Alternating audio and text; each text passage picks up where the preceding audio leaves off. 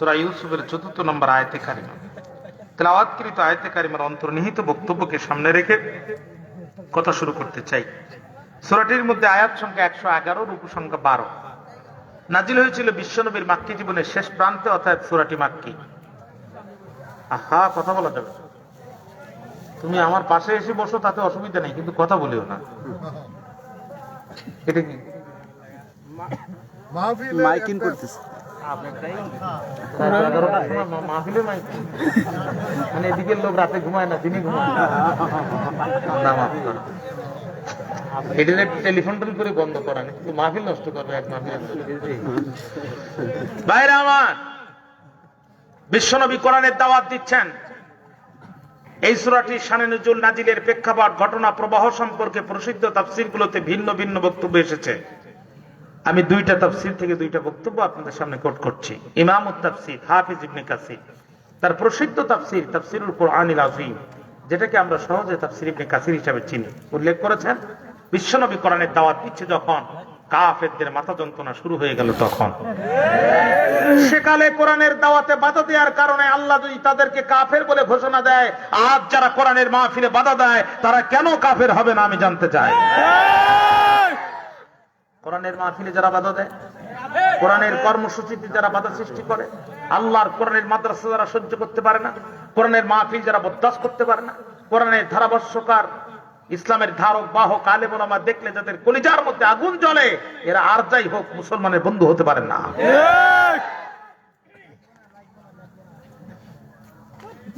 আল্লাহ রসুলের সময় কোরআনের কাজে বাধা দেওয়ার কারণে যদি তাদেরকে কাফের বলে ঘোষণা করা হয়, আজকে যারা কোরআনের মাহফিলে বাধা দেয়, এর মুখে যদি দাড়ি থাকে ওটা হচ্ছে দাড়িওয়ালা কাফের, মাথায় যদি টুপি থাকে টুপিওয়ালা কাফের। বহু কাফের আছে এই সমাজে, টুপি দাড়ি পাগড়ি নিয়ে মসজিদের সভাপতি হয়ে বসে আছে, অথচ অন্তর তার তগুতে ভরা। মক্কার কাফেররা চিন্তা করলো কোরআনের বিরুদ্ধে একটা কাউন্টার কর্মসূচি দাঁড় করানো দরকার। কি করা যায়? সুরকার, গীতিকার, কণ্ঠ ভালো যার, বাপ দাদার অতীত ইতিহাসের কেচ্চা কাহিনী, ঢোল তবলা সারে গামা পাদা নিসা এইগুলো বাজায় 3 রাস্তা 4 রাস্তার মোড়ে মানুষকে শোনাচ্ছে, উদ্দেশ্য মানুষরা যেন কোরআন না শোনে। বিশ্বনবী সাহাবীরা ঠিক তখনই আল্লাহ এই কর্মসূচি চলছে যখনই বিশ্বনবী সাহাবীরা নবীজির কাছে আসলেন, ঠিক তখনই ইয়া রাসূলুল্লাহ, আপনি তো আমাদের নবী, আমরা দুনিয়ার কোন শিল্পীর কণ্ঠের গান বাজনার অতীত ইতিহাস শুনতে চাই না, আমরা আপনার পবিত্র জবান থেকে একটি সুন্দর গল্প শুনতে চাই। আপনার পূর্বের জাতিরা, আপনার পূর্বের নবীরা কিভাবে শিরকের আড্ডাখানায় আগুন জ্বালিয়ে দিয়ে তাগুতকে মাটিতে দাফন করে আল্লাহর তাওহীদকে সমাজে প্রতিষ্ঠিত করেছিল, আপনি নবী সেই গল্প বলবেন, আর সাহাবীরা চতুর্দিকে বসে সেই গল্প শুনবো। নবীজি মাথা নিচু করে দিয়েছেন, কোনো কথা বলছেন না, কোনো কথা বলছেন না। আল্লাহ রাসূল চাচ্ছেন গল্প আমি শোনাবো না, আমি চাই গল্প আমার আল্লাহ তোমাদেরকে শোনাবে। ভাইরা আমার, কিছু সময় অতিবাহিত হয়ে যাওয়ার পরে আল্লাহ রাব্বুল আলামিন ডাক দিয়ে বলে, জিবরাইল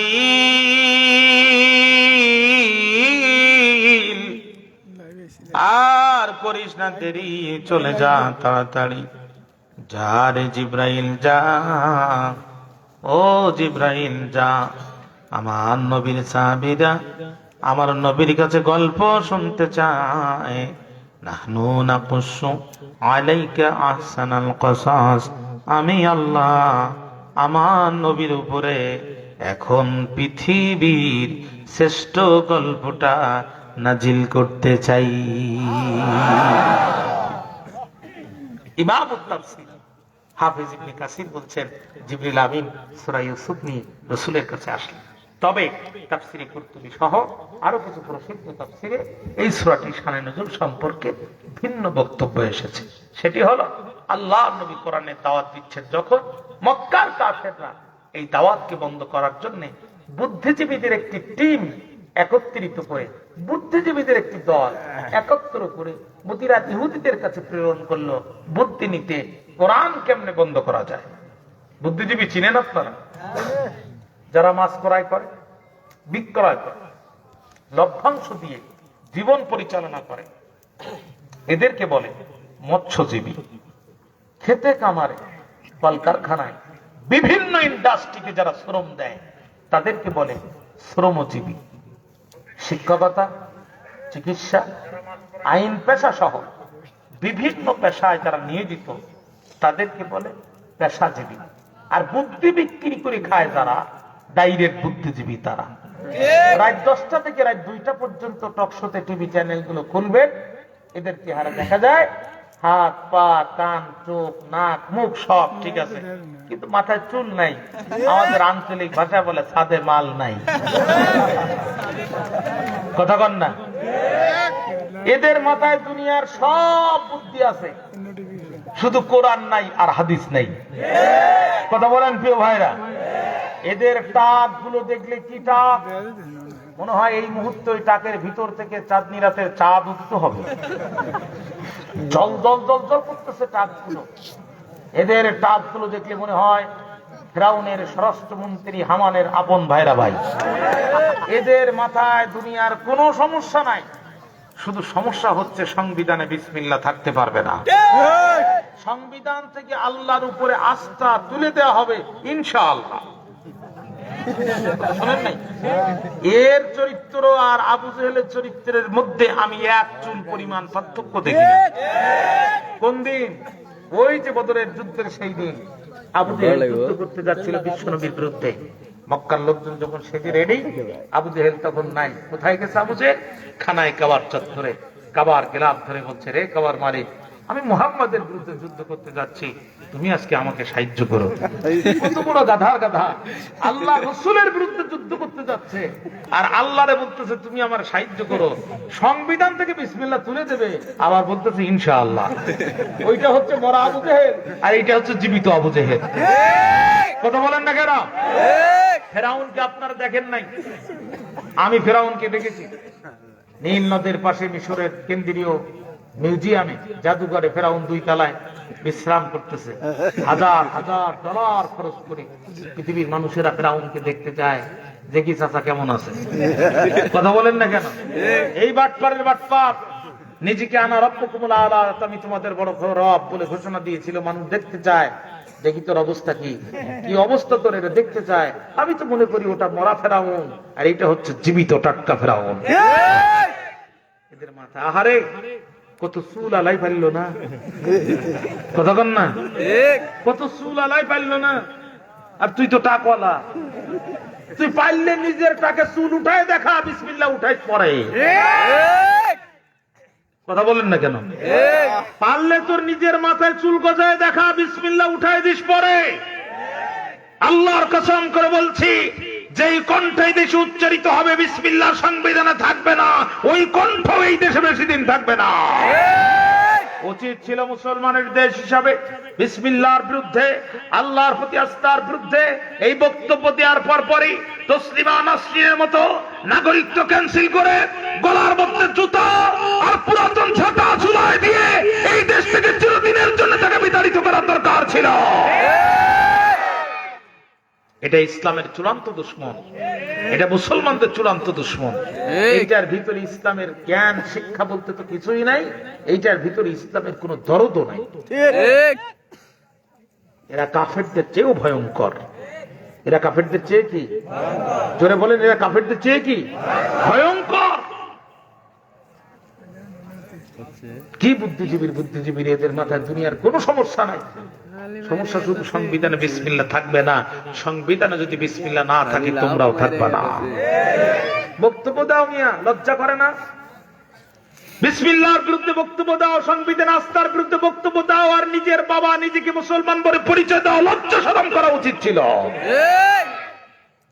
আফসোস লাগে প্রিয় ভাই, এই কথা বলো না, আপনারা কি বিরক্ত হয়ে যাচ্ছেন?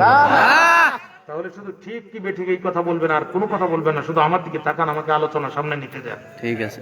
এই জাতীয় বুদ্ধিজীবীদের বুদ্ধি বাংলাদেশে চলবে না। বিনদেশি কোন পুতুল এদেশে নাচতে দেওয়া হবে না। এটা শাহজালালের দেশ, শাহপরনের দেশ, বিশ্ব বরেণ্য মুফাসসিরে কোরআনের 50 বছর চাষের ফসল, এদেশের লক্ষ লক্ষ তাফসীর মাহফিল, হাজার হাজার মসজিদ এদেশের বুক চিরে প্রতিষ্ঠিত হয়েছে, লক্ষ লক্ষ মসজিদ নববী, লক্ষ লক্ষ মাদ্রাসা নবীর ঘর এদেশে গেছে। সুতরাং এই দেশে কোরআন সুন্নাহর বিরুদ্ধে একটি বক্তৃতাও সহ্য করা হবে না। এই বুদ্ধিজীবীদের টিম একত্রিত করে পাঠালো মদিনার ইহুদিদের কাছে বুদ্ধি নিতে, কোরআন কেমনে বন্ধ করা যায়। যে বলছে আমাদেরকে বাঁচাও, বলছে কেন, কি হয়েছে তোমাদের? ভাই, আমাদের ঘরের সন্তান মোহাম্মদ নিজেকে নবী দাবি করছে, আমাদের জন্ম দেওয়া সন্তানগুলো তার হাতে হাত রেখে ইসলাম গ্রহণ করছে। উত্তপ্ত সূর্যের সামনে জ্বলন্ত বালুর উপরে চিৎ করে শোয়ায়, বুকের পরে পাথর চাপা দিয়েও ইসলাম থেকে দূরে রাখা যাচ্ছে না। পরিস্থিতি যদি এভাবে চলতে থাকে, আগামী দিনে নেতৃত্ব কর্তৃত্ব কিছুই আমাদের হাতে থাকবে না, সব মোহাম্মদ এবং তার অনুসারীদের হাতে চলে যাবে। আমাদের ব্রেকও ধরবে না, বেলও বাঁচবে না, অথবা আমাদেরকে বাঁচাও। মদিনার ইহুদিরা বলছে, শোনো, সে যদি সত্য সত্যি আল্লাহর নবী হয়, আমাদের 14 পুরুষ মিলে তার একটি পশমের ক্ষতি করারও সুযোগ নাই। তবে আমরা একটা অ্যান্টিবায়োটিক দিতে পারি। এই অ্যান্টিবায়োটিকটা পরীক্ষা করে দেখো যে সে আসলে আল্লাহর নবী কিনা। কি সে অ্যান্টিবায়োটিক? তাকে যে প্রশ্ন করো, বনী ইসরাইল বাস করতো ফিলিস্তিনে, তো জানেন তো সময় তাফসীর গুলোতে এসেছে, ফিলিস্তিন থেকে মিশরে আসতে ঘোড়ায় কিংবা উটের পিঠে চড়ে আসতে সময় লাগতো 30 দিন। তবে কখন, কোন ঘটনা প্রেক্ষিতে ফিলিস্তিন থেকে বনী ইসরাইল চিরদিনের জন্য হিজরত করে মিশরে এসে বসবাস করা শুরু করলো? প্রশ্নের জবাব যদি সে দিতে পারে, বুঝবা আল্লাহর নবী। আমরাও তারে কিছু করতে পারবো না, তোমরাও চেষ্টা করে কিছু করতে পারবে না। আজ সে যদি নবী না হয়, এই প্রশ্নের উত্তর দেওয়া সম্ভব না। তার কারণ, আজ যখন আমরা আলোচনা করতে বসেছি, এই ঘটনা প্রবাহ এখান থেকে 7000 বছর পূর্বে বিশ্ব নবীর উপরে কোরআন নাজিল হয়েছে। আজ থেকে আরো 1500 পূর্বে, অর্থাৎ 1500 বছর পূর্বে আল্লাহ রসুলের সময় থেকে ইউসুফ আলাইহিস সালামের সময়ের মাঝখানের ব্যবধান ছিল কমসে কম 5500 বছর। এই 5500 বছর আগের ঘটনা এখন বলা সম্ভব না, যদি না সে নবী হয়। সুবহানাল্লাহ বললেন না? ওরা আসছে, মক্কায় জনসমাবেশ করছে, বিশ্ব নবীকে দাওয়াত দিচ্ছে। আল্লাহ রসুল তার সাহাবাদেরকে নিয়ে হাজির হয়ে গেছে। তুমি না আল্লাহর নবী? বিশ্ব নবী জবাব দিচ্ছেন, লা শাক্কা ফীহি, তাতে কোনো সন্দেহ নাই।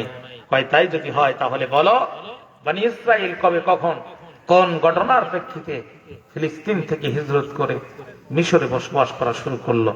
আল্লাহ রসুল কোনো কথা বলছেন না, মাথাটা নিচু করে দিয়ে চুপ করে বসে আছে। কিছুক্ষণ অতিবাহিত হওয়ার পরে আল্লাহ রাব্বুল আলামিন ডাক দিয়ে বলে, জিবরাইল,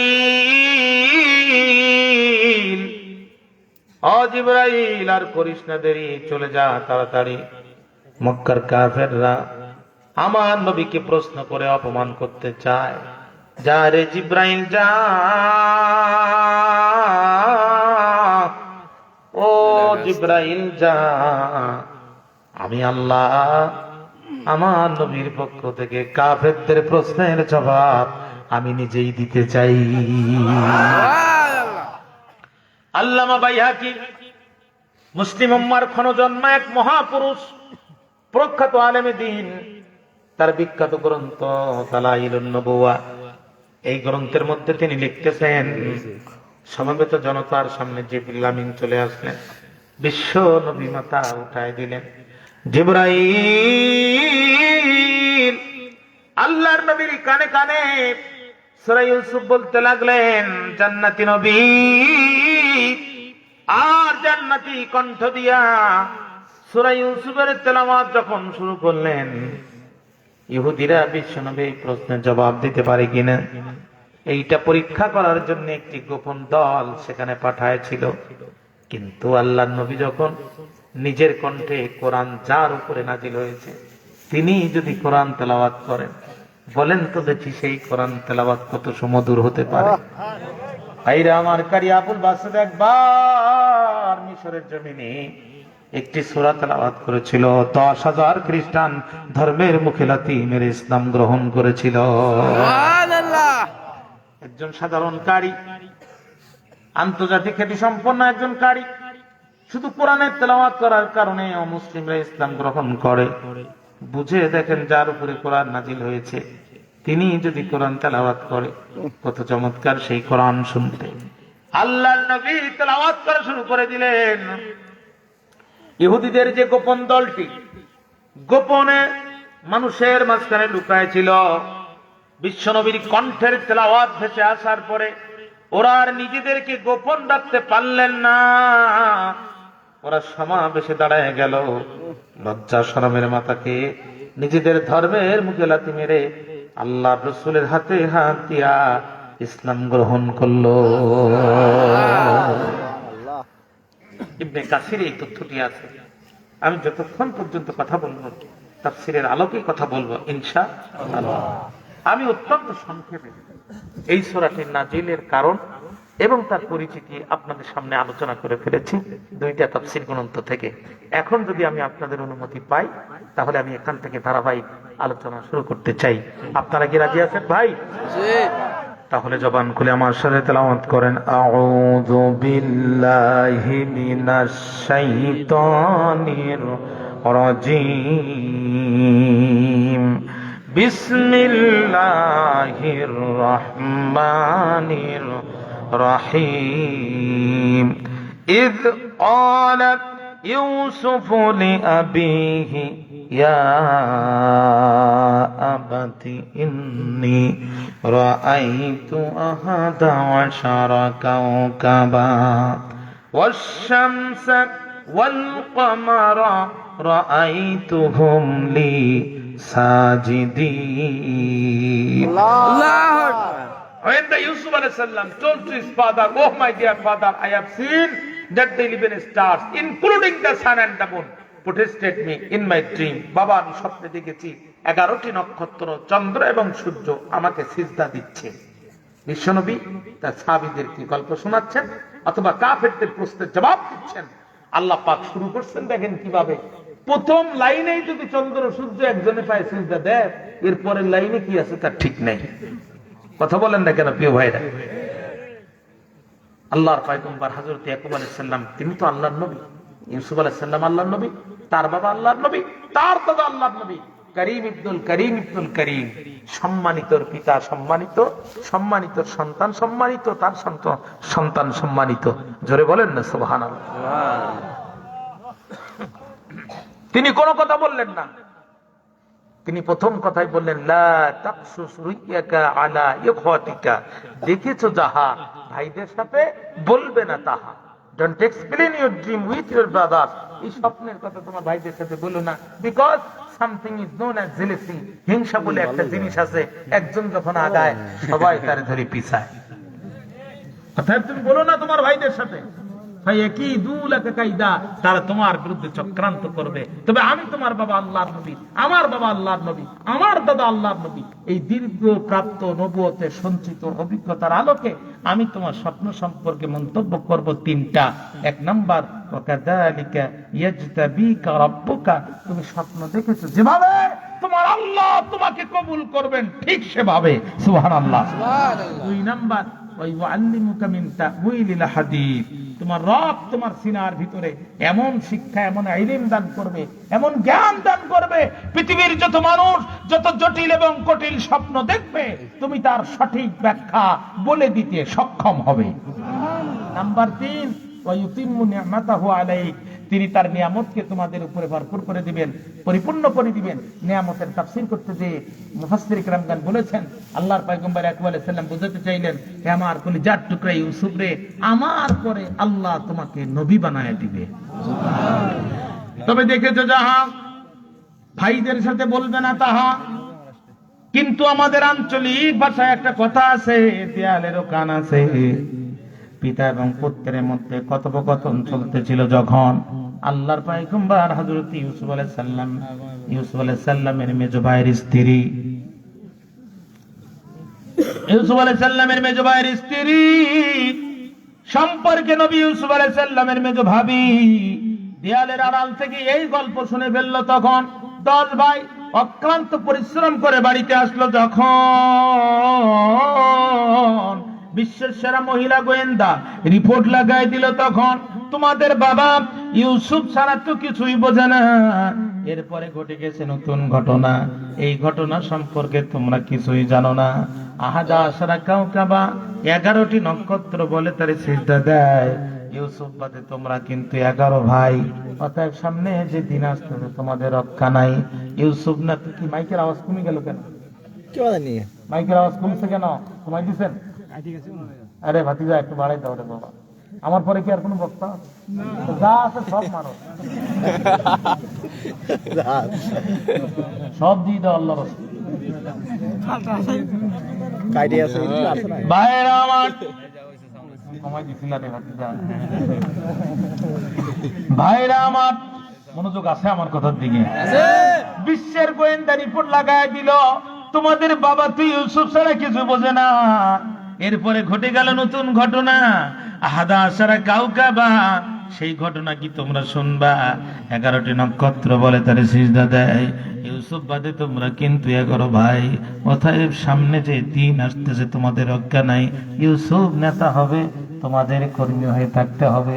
ইউসুফ দেশ পরিচালনা করবে, তোমাদের আনুগত্য করতে হবে। 10 ভাই কাল বিলম্ব করলো না, টেবিলে বসে গেল। ইউসুফের বিরুদ্ধে সিদ্ধান্ত নিতে হবে, কারণ ইউসুফ আমাদের চোখের সামনে নেতা হবে। আমরা জীবন থাকতে কেমনে সহ্য করব? ক্ষমতার মায়া বড় মায়া রে। ইউসুফ নেতা হবে, আমরা কেমনে সহ্য করব? আসো এক টেবিলে বসে ইউসুফের বিরুদ্ধে সিদ্ধান্ত নেই। বুঝে থাকলে বলেন। 10 ভাই নবী ইউসুফের বিরুদ্ধে চক্রান্ত করতে বসলো, গোয়েন্দা রিপোর্ট পাওয়ার আগে না গোয়েন্দা রিপোর্ট পাওয়ার পরে? আজকে যে তাফসির মাহফিল গুলো বন্ধ হচ্ছে এমনি না, ওরা জানে আমাদের সমাবেশে লোক আসে না। 500 টাকার নোট, 1 প্যাকেট খিচুড়ি, এরপরে গ্রামে গ্রামে গাড়ি দিতে হয়, এরপরে লোক আসে। বেশি রোদ্দুর আকাশে থাকলে ময়দানে লোক থাকতে চায় না, পিছনে দেয় আবার পুলিশ দিয়া লোক ঠেকানো লাগে। মোল্লারা যেখানে যায় হ্যামিলনের বাসিওয়ালার মতো লোক পিছনে ঢুমতে থাকে। দুপুর বেলাও 1 লাখ, সন্ধ্যা বেলাও 1 লাখ, ফজরের পরও 1 লাখ। এইভাবে যদি চলতে থাকে, এই নেতৃত্ব কর্তৃত্ব মোল্লাদের হাতে চলে যাবে। আমাদের এই চরিত্র মানুষের কাছে ফাঁস হয়ে যাবে। 7000 বছর পূর্বে ইউসুফ আলাইহিস সালামের বিরুদ্ধে চক্রান্ত হয়েছিল গোয়েন্দা রিপোর্ট পাওয়ার পরে। আজও চক্রান্ত হয়েছে ঠিকই গোয়েন্দা রিপোর্ট পাওয়ার পরে। অরিজিনাল কথা। খুব সূক্ষ্মময়, এজন্য ব্রেন খুব সজাগ থাকা চাই। মনোযোগ আছে আমার দিকে? কষ্ট হচ্ছে আপনাদের মনে হয়? একটু ঘন ঘন চা দিতে হবে, আমার গলা বসে। বাইরে আমার বক্তব্য লম্বা করার সুযোগ নাই। কারোর বিরুদ্ধে যদি সিদ্ধান্ত নিতে হয়, তাহলে তার প্রিভিয়াস রেকর্ডটা একটু উল্টায় পাল্টায় দেখতে হয়। দাড়ি যদি পাকা হয়, 71-এর মামলায় ঢুকানো যায় কিনা একটু চেষ্টা করা দরকার আছে না নাই? এদের স্বাধীন হয়েছিল যখন ইউসুফ কি বিরোধিতা করেছিল, তখন রেকর্ড উল্টায় দেখে না, ইউসুফ তো বিরোধিতা করে নাই। তাহলে বোঝা গেল ইউসুফ স্বাধীনতা বিরোধী না। মানুষের বাড়িতে আগুন জ্বলেছিল যখন ইউসুফ কি বিরোধিতা করেছিল, তখন বলে না তাও তো বিরোধিতা করে নাই। বোঝা গেল ইউসুফ তাহলে মানবতা বিরোধী না। নিচতলার বালিশ 2 তলায় তুলতে 2 লক্ষ টাকা বহন খরচ। আদম আলাইহিস সালাম থেকে আজ পর্যন্ত কোন নবীর আমলে এত জমজমাট বালিশের ব্যবসা হয় নাই। কথা বলেন না কেন? বালিশ কাণ্ডে জড়িত যারা ইউসুফের অনুসারী কি তারা? বলে না তাও তো তারা ছিল না। ঢাকা শহরে কেসু ঘুরলো কারা? ইউসুফের অনুসারী কি তারা? বলে না তারাও তো ইউসুফের অনুসারী না। তাহলে ইউসুফ দেশোত্তরী না, ইউসুফ স্বাধীনতা বিরোধী না, ইউসুফ টেন্ডারবাজ নয়, ইউসুফ চাঁদাবাজ নয়, ইউসুফ মানুষের হক নষ্ট করে না, ইউসুফ মিথ্যা কথা বলে না। কোন গ্রাউন্ডে তাহলে তার বিরুদ্ধে তোমরা চক্রান্ত করতে চাও?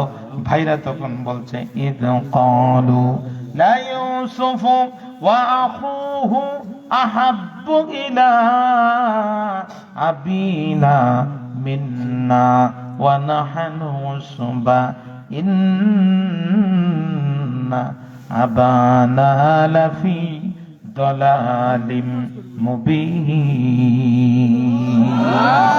ইউসুফ টেন্ডারবাজি করে নাই, ইউসুফ চাঁদাবাজি করে নাই, ইউসুফ সন্ত্রাসী কর্মকাণ্ড করে নাই, কিন্তু ইউসুফ এবং তার ভাই বিনিয়ামিনের একটি মহা অপরাধ আছে।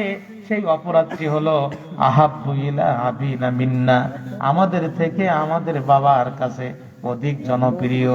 অতএব বোঝা গেল কারোর থেকে কারোর জনপ্রিয়তা বেশি হওয়াটাও একটা অপরাধ। কথা কেন বলেন না প্রাণের ভাইরা? কেন বলেন না? ইউসুফ আলাইহিস সালাম কোনো অপরাধ করে নাই, কিন্তু শুধুমাত্র বাবার কাছে অধিক প্রিয় হওয়ার কারণে ভাইরা চক্রান্ত করেছিল। হিসাব করে দেখেন ৭০০০ বছর পূর্বে ইউসুফ আলাইহিস সালাম বিপদে পড়েছিল যে কারণে বিশ্ববরেণ্য মুফাসসিরে কোরআন বিপদে পড়েছে ঠিক একই কারণে। ওর কোনো অপরাধ নেই, কিন্তু আমার চেয়েও জনপ্রিয় কেন, এটি হচ্ছে ওর অপরাধ।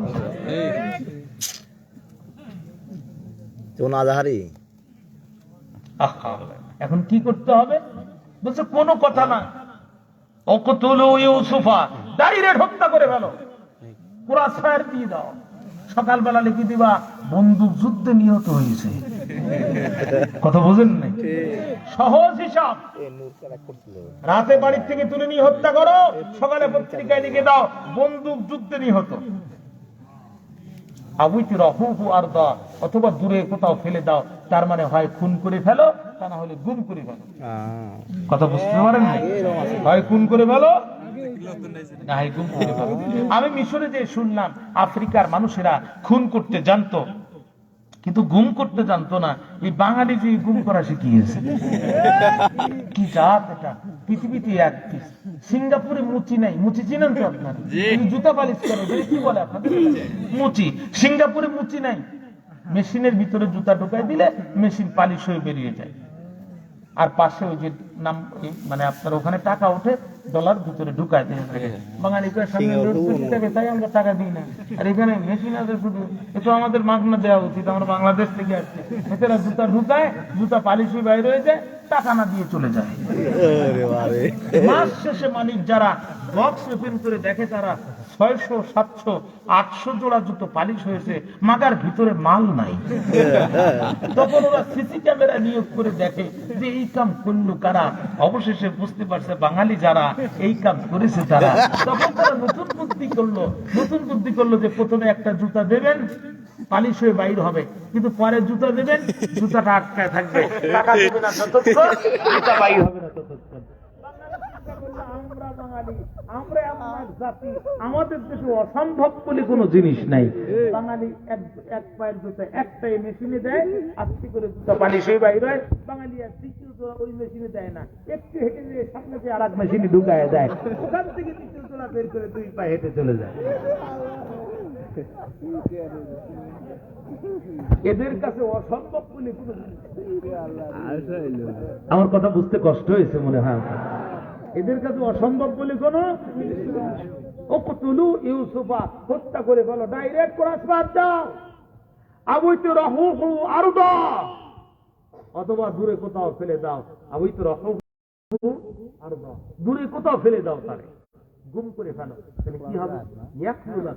ইউসুফ তোমাদের ভিতর থেকে খালি হয়ে যাবে। আর ইউসুফ যখন ময়দানে থাকবে না, অদ্দু আবিকুম, বাবার নজর তোমাদের দিকে চলে যাবে, বাবার চেহারা তোমাদের দিকে চলে যাবে, আর তোমরা জনপ্রিয়তা অর্জন করবে, আজীবন থাকবে, আর নিজেরাই ভাগ বাটোয়ারা আপনি খাবে।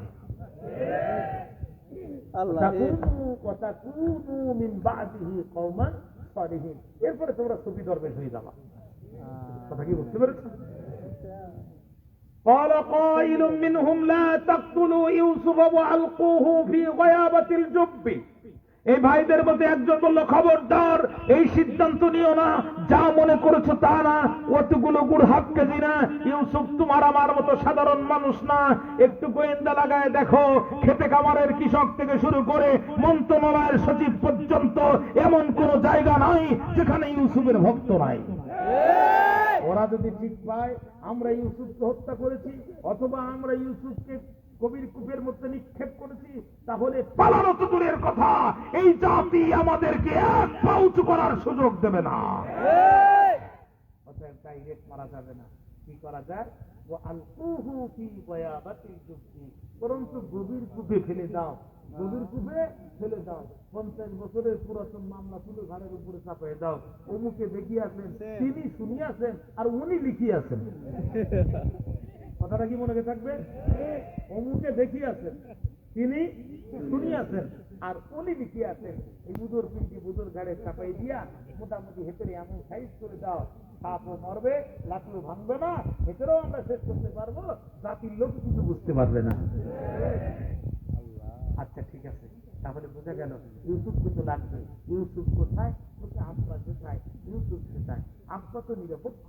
এই নিরপেক্ষ বাবার অধীন থেকে যতক্ষণ ইউসুফকে আমাদের অধীনে নিয়ে আসতে পারবো না, ততক্ষণ ইউসুফকে গভীর করে ফেলতে পারবো না। সব কথা সরাসরি বললে আমি আবার বাড়ি যেতে পারবো না, এজন্য কিছু কথা একটু ইশারায় বুঝে নিয়েন। বাবা কি? বাবা হচ্ছে নির্দলীয় নিরপেক্ষ, বাবার কাছে আছে ইউসুফ। অর্থাৎ বাবার কাছ থেকে নির্দলীয় নিরপেক্ষ বাবার কাছ থেকে যতক্ষণ ইউসুফকে আমাদের অধীনে নিয়ে আসতে পারবো না, ততক্ষণ তার কুপে ফেলতে পারবো না। কথা কি বোঝা গেছে? মোটামুটি মোটামুটি বোঝা গেছে। এখন বাবার কাছে গেছে 10 দলীয় ঐক্য জোট বাবার কাছে চলে গেল সংলাপ করার জন্যে, আলাপ আলোচনা করার জন্যে। উদ্দেশ্য হলো ইউসুফকে নিজেদের অধীনে নিয়ে নেবে। ক্বালু ইয়া আবানা মা লাকা লা তা'মান্না আলা ইউসুফা ওয়া ইন্না লাহু লানাসিহুন। আরো জোরে একবার বলুন আল্লাহু আকবার। যে বলছে আব্বা, আব্বা মা লাকা লা তা'মান্না, ও আওয়ার রেসপেক্টেবল ফাদার, হয় জন্তু গ্লিপাস এবং ইউসুফ, কেন আপনি ইউসুফের ব্যাপারে আমাদেরকে বিশ্বাস করতে পারেন না? ওয়া ইন্না লাহু লানাসিহুন, অথচ আমরা ইউসুফের ভক্ত। আব্বা আপনি হবেন না বিরক্ত, যদিও আমাদের ব্যাপারে আপনার পূর্বের অভিজ্ঞতা একটু তিক্ত। আর সিলহু পাঠায় দেন তাকে মানা আমাদের সাথে, গাদান আগামীকাল, ইয়ারতা সে ফল কুড়াবে, ওয়া ইয়ালআব সে খেলা করবে, ওয়া ইন্না লাহু লাহাফিজুন, টেনশন করবেন না, ওর যত প্রকার নিরাপত্তা দেওয়া লাগে সব প্রকার নিরাপত্তা আমরা দিব, শুধু আমাদের কাছে একবার দিয়ে দেখেন। এতদিন তো আপনি নিরাপত্তা বাবার অধীনে ইউসুফ ছিল, এখন শুধু আমাদের অধীনে একবার দেন, দেখেন ইউসুফকে আমরা কিভাবে রাখি। ইয়াকুব আলাইহিস সালাম মনে মনে কয়, তোমাদের অধীনে ইউসুফকে দেওয়া আর রাক্ষসের কাছে ছাগল প্রধানী দেওয়ার মাঝখানে কোনো পার্থক্য নাই। কিন্তু তিনি তো পায়গম্বর, তিনি তো সরাসরি ওভাবে বলতে পারলেন না। তিনি কি বললেন? আমার আল্লাহ জবাব দিচ্ছেন। আমার দিকে কি আপনাদের মনোযোগ আছে? কোন প্রকার ধুমধুম আসতেছে? আমি যদি আরো আধা ঘন্টা কথা বলি কষ্ট হবে? হ্যাঁ, এখন 2 ঘন্টা। আরে আমার বয়স কম আছে, আপনারা দোয়া করে দেন, আপনারা দোয়া করে দিলে ইনশাল্লাহ চলে আসবে। আপনাদের কি কোনো কষ্ট হবে? একজন উঠতে পারবেন না। যেটা নেবে মশান, ওটার হাত ধরে বসান, কোনো কথা নয়। তাই আমার ইয়াকুব আলাইহিস সালাম বললেন, ক্বালা ইন্নী লা ইয়াহজুনুনি আন তাযহাবু বিহি ওয়া আখাফু আন ইয়াকুলাহু যিবু ওয়া আনতুম আনহু গাফিলুন। আরো জোরে কোন আল্লাহু আকবার। ইয়াকুব আলাইহিস সালাম বললেন, তোমরা 2 কারে নিয়ে যাও, এটা আমারে বড় চিন্তাগ্রস্ত করবে, বড় পরেশানি করবে। শুধু তাই না, আমি আতঙ্কিত, ভীত, সন্ত্রস্ত, আমি চিন্তা করি, আমি ভয় করি তোমরা তারে নিয়ে যাবে যখন অমনোযোগী হয়ে যাবে তখন, আর অমনোযোগী হয়ে যাবে যখন, আমার ইউসুফকে বাঘে খেয়ে ফেলবে তখন। অতএব তাই কাজ তোমরা করো না। ভাইরা জবাব দিল, লাইন আকালাহু যিবু ওয়া নাহনু উসবা, পশ্চিম কালেও তারে বাঘে খাবে না। আব্বা গো, আপনি টেনশন করবেন না, বাঘের কাছে মোবাইল নাই, আমাদের কাছে মোবাইল নাই, বাঘকে টেলিফোন করে এনে আমরা ইউসুফকে ধরায় দেব, বিষয়টা ঠিক না। ওয়া নাহনু উসবা, আমরা তো সংঘবদ্ধ একটা দল, ঐক্যবদ্ধ একটা দল, আমাদের এই ঐক্যবদ্ধের ভিতর থেকে বাঘ আসবে আর সবাইকে বাদ দিয়ে শুধু ইউসুফকে ধরে খাবে, বিষয়টা তো এমন হতে পারে না।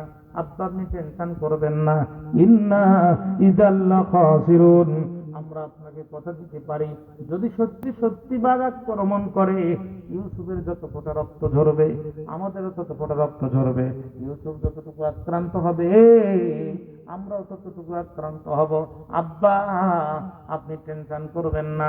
এমন ক্ষুরদার বক্তব্য আল্লাহর পয়গম্বর হযরত ইয়াকুব আলাইহিস সালামের সামনে আপন ভাইরা উপস্থাপন করলো।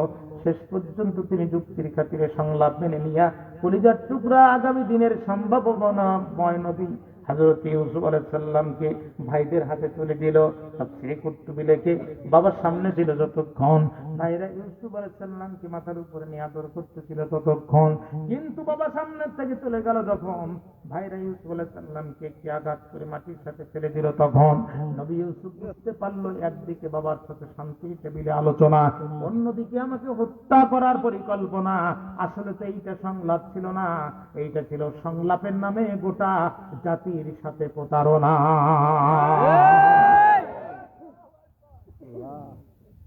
মার কিভাবে সেটিং করেছি বুঝে যাচ্ছে তো? খুব গভীর মনোযোগ দেবেন। আমি কিন্তু ইউসুফ আলাইহিস সালামের কথা বলতেছি, আপনারা আবার অন্য কিছু মনে করি আমারই বিপদে ফেলেন না।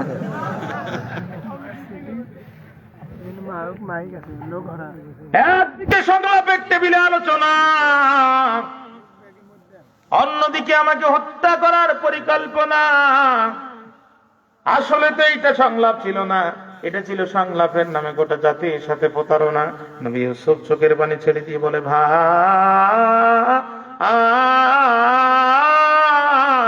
কি অপরাধে আমারে আঘাত করো তোমরা জানা নাই? তোমরা কি ভুলে গেছো আমি তোমাদের বড় আদরের ছোট ভাই? ছোট্ট ছিলাম যখন রাস্তা ভুলে বাড়ির পাশের বাগানে গিয়েছিলাম, তখন একটা বন্য হাতি রাস্তা ভুলে আমার মুখের পরে পা দিতে চায়। ছোট্ট চোখ দিয়ে হাতি যখন আমি ইউসুফের সোনার চেহারার দিকে তাকায়, হাতির কলিজায় দয়া উদয় হয়। হাতি দ্রুত নিজের শরীরের নিয়ন্ত্রণ নেয়, আর আমার মুখে দিল না, বরং হাতি আমারে ধরে সুর দিয়ে আমার বাড়ির দরজায় পৌঁছায় দেয়। আমারে দেখে বন্য হাতির কলিজায় দয়া হয়। তোরা তো আমার আপন ভাই, তোদের কলিজায় কি কোনো দয়া মায়া নাই? তোরা না শুনে ধর্মের কাহিনী, ক্ষমতার মায়া আপন ভাইরা সেই দিন সব বলে গেল। নবী ইউসুফের উপরে আঘাত আসলো। শেষ পর্যন্ত তাফসীরে কুরতুবী এসেছে, নবী ইউসুফ আলাইহিস সালাম তার বড় ভাই ইয়াহুদা কাছে যে বলল, গো ভাই ইয়াহুদা, আপনি না আমার বড় ভাই, বাবা থাকবে না যখন আমার নিরাপত্তা দেওয়ার দায়িত্ব আপনার উপরে বর্তায়, তখন বড় ভাই আমি আপনার কাছে নিরাপত্তার আবেদন জানাই। তাফসীরে আসছে বড় ভাই ইয়াহুদা এবং আর একটা ভাই তার নাম লবি, এই দুইজনের নেতৃত্বে আঘাত বন্ধ হলো, কিন্তু কূপে ফেলার সিদ্ধান্ত বন্ধ হলো না। তারে ধরে টানতে টানতে কূপের কাছে নিয়ে গেল।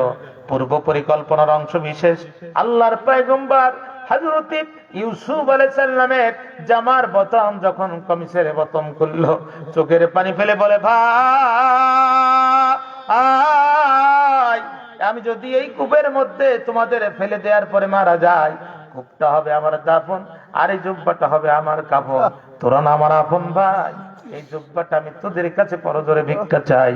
কিন্তু আপন ভাইরা সেদিন জুব্বা না দিয়ে বরং প্রথম খোলা শুরু করলো। যখন আল্লাহ জিব্রাইলকে ডাক দিয়ে বলে, তখন জিব্রাইল আর করিস না দেরি, চলে যা তাড়াতাড়ি, ওরা আমার ইউসুফের দুনিয়ার জুব্বা খুলতে চায়, আমি আমার ইউসুফকে জান্নাতের পোশাক পরাতে চাই। ভাইরা হাতে দড়ি দিল, পায়ে দড়ি দিল, কূপের মধ্যে আস্তে আস্তে করে নিক্ষেপ করে। পয়গম্বর ইউসুফ কূপের ভিতর থেকে ভাইদেরকে ডাকে আর চোখের পানি ফেলে।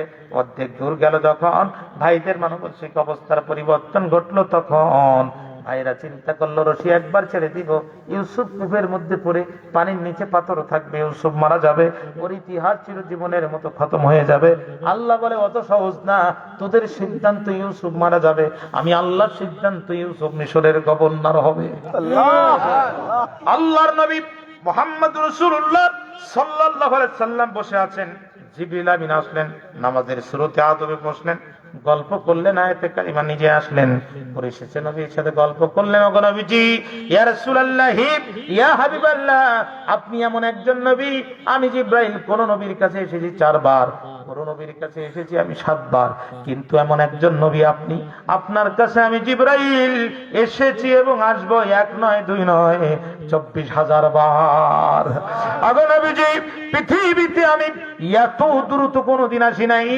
আর ইউসুফের ভাইরা অর্ধেক দূর যাওয়ার পরে যখন রশি ছেড়ে দিল, আর সে আজিম থেকে আল্লাহ আমারে কমান্ড করলো, জিব্রাইল, ও জিব্রাইল, আর করিস না দেরি, চলে যা তাড়াতাড়ি। আমি 1 সেকেন্ডেরও লক্ষ কোটি গুণ কম সময়ে 1 মাইক্রো সেকেন্ডেরও কম সময়ে আল্লাহর ফেরেশতা জিবরিল আমিন কূপের মধ্যে অবস্থান নিল। বাজান রে, মা যেমন তার সন্তানকে কোলে তুলে নেয়, আল্লাহর ফেরেশতা জিবরাইল হযরত ইউসুফ আলাইহিস সালামকে কোলের মধ্যে উঠায় নিল। জিবরাইল নবী ইউসুফের হাতের দড়ি খুলে দিল, নবী ইউসুফের পায়ের বেড়ি খুলে দিল। জিবরাইল আল্লাহর পয়গম্বর হযরত ইউসুফ আলাইহিস সালামের চোখের পানি মুছায় দেয়ার ডাক দিয়ে বলে, পয়গম্বর কাঁদবেন না, এই দিন নাই, আরো দিন আছে, এই দিন নিয়ে যাবে সেই দিনের কাছে। পয়গম্বর কাঁদবেন না, আমি জিবরাইল আপনাকে সান্ত্বনা দেওয়ার ভাষা রাখি না, কারণ আমি নিজেই দেখে এসেছি আকাশের সব ফেরেশতারা আপনার অবস্থা দেখে কান্নাকাটি করতেছে। পয়গম্বর শুধু একটি কথা আপনাকে বলতে চাই, আজ যারা কঠিন নির্যাতন করে, যে জালেমেরা জুলুম করে আপনাকে ঘোর অন্ধকার কূপের মধ্যে নিক্ষেপ করেছে, এমন একদিন আসবে এরা মাথা নিচু করে আপনার কাছে ক্ষমা চাইতে বাধ্য হবে। ঠিক না বেঠিক বলেন? ঠিক না বেঠিক বলেন? পৃথিবীর শক্তি সবসময় জালেমের পক্ষে থাকে না, কোন এক সময় পৃথিবীর শক্তি মাজলুমের পক্ষে, জালেমের বিপক্ষে রুখে দাঁড়ায়। পৃথিবীর শক্তি সবসময় ফেরাউনের পক্ষে কথা বলে নাই, কোন এক সময় পৃথিবীর শক্তি কিন্তু মুসা আলাইহিস সালামের পক্ষে কথা বলেছিল। পৃথিবীর শক্তি সবসময় নমরুদের পক্ষে কথা বলে নাই, পৃথিবীর শক্তি কোন এক সময় জাতির পিতা ইব্রাহিম আলাইহিস সালামের পক্ষে কথা বলেছিল। পৃথিবীর শক্তি সব সময় আবু জেহেলের পক্ষে কথা বলে নাই, পৃথিবীর শক্তি কোন এক সময় বিশ্বনবী মুহাম্মদ রাসূলুল্লাহ সাল্লাল্লাহু আলাইহি সাল্লামের পক্ষে কথা বলেছিল।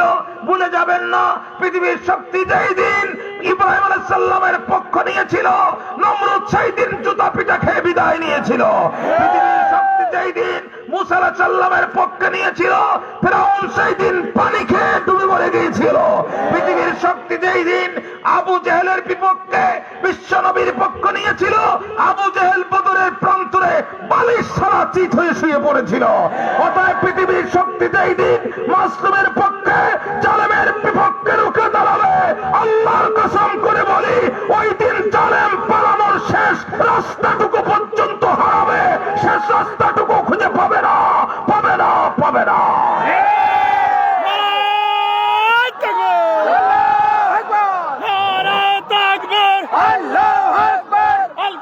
শত্রুরা হুঁশিয়ার সাবধান, আল কোরআনের শত্রুরা হুঁশিয়ার সাবধান, নারায়ে তাকবীর, আল্লাহু আকবার। ঠিক না বেঠিক বলেন? ঠিক না বেঠিক বলেন? আজ পর্যন্ত কোন জালেম জাতির উপরে জুলুম করে মাথা উঁচু করে পৃথিবী থেকে বিদায় নিতে পারে নাই। কথা বলেন ঠিক না বেঠিক? কোন জালেম, দুইটা অপরাধের শাস্তি আল্লাহ বাবানে মুআজ্জালানে, রাসূল বলেন দুইটা অপরাধের শাস্তি আল্লাহ পরকালের জন্য বাকি রাখে না, তার মধ্যে একটা হচ্ছে জুলুম। অতএব জুলুম করো না, জুলুম করো না। 40-45 বছর জাতির উপরে জুলুম করার কারণে আল্লাহ জামার কলার ধরে সিংহাসন থেকে নামিয়ে জুতা পিটা করে মাটির সাথে দাফন করে দিয়েছে।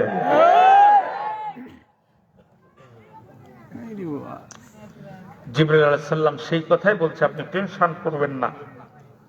আজ যারা জুলুম করে আপনাকে এই গভীর কূপের মধ্যে নিক্ষেপ করেছে, এমন একদিন আসবে, এখানে কি হয়, বাদাম খাওয়া হয়, আমার জন্য কিছু পাঠাই দাও না, এটা ঠিক না। এটা কোরআনের মাহফিলের আদব নষ্ট করে। খবরদার, এই কাজ করা যাবে না। ভাইরা আমার,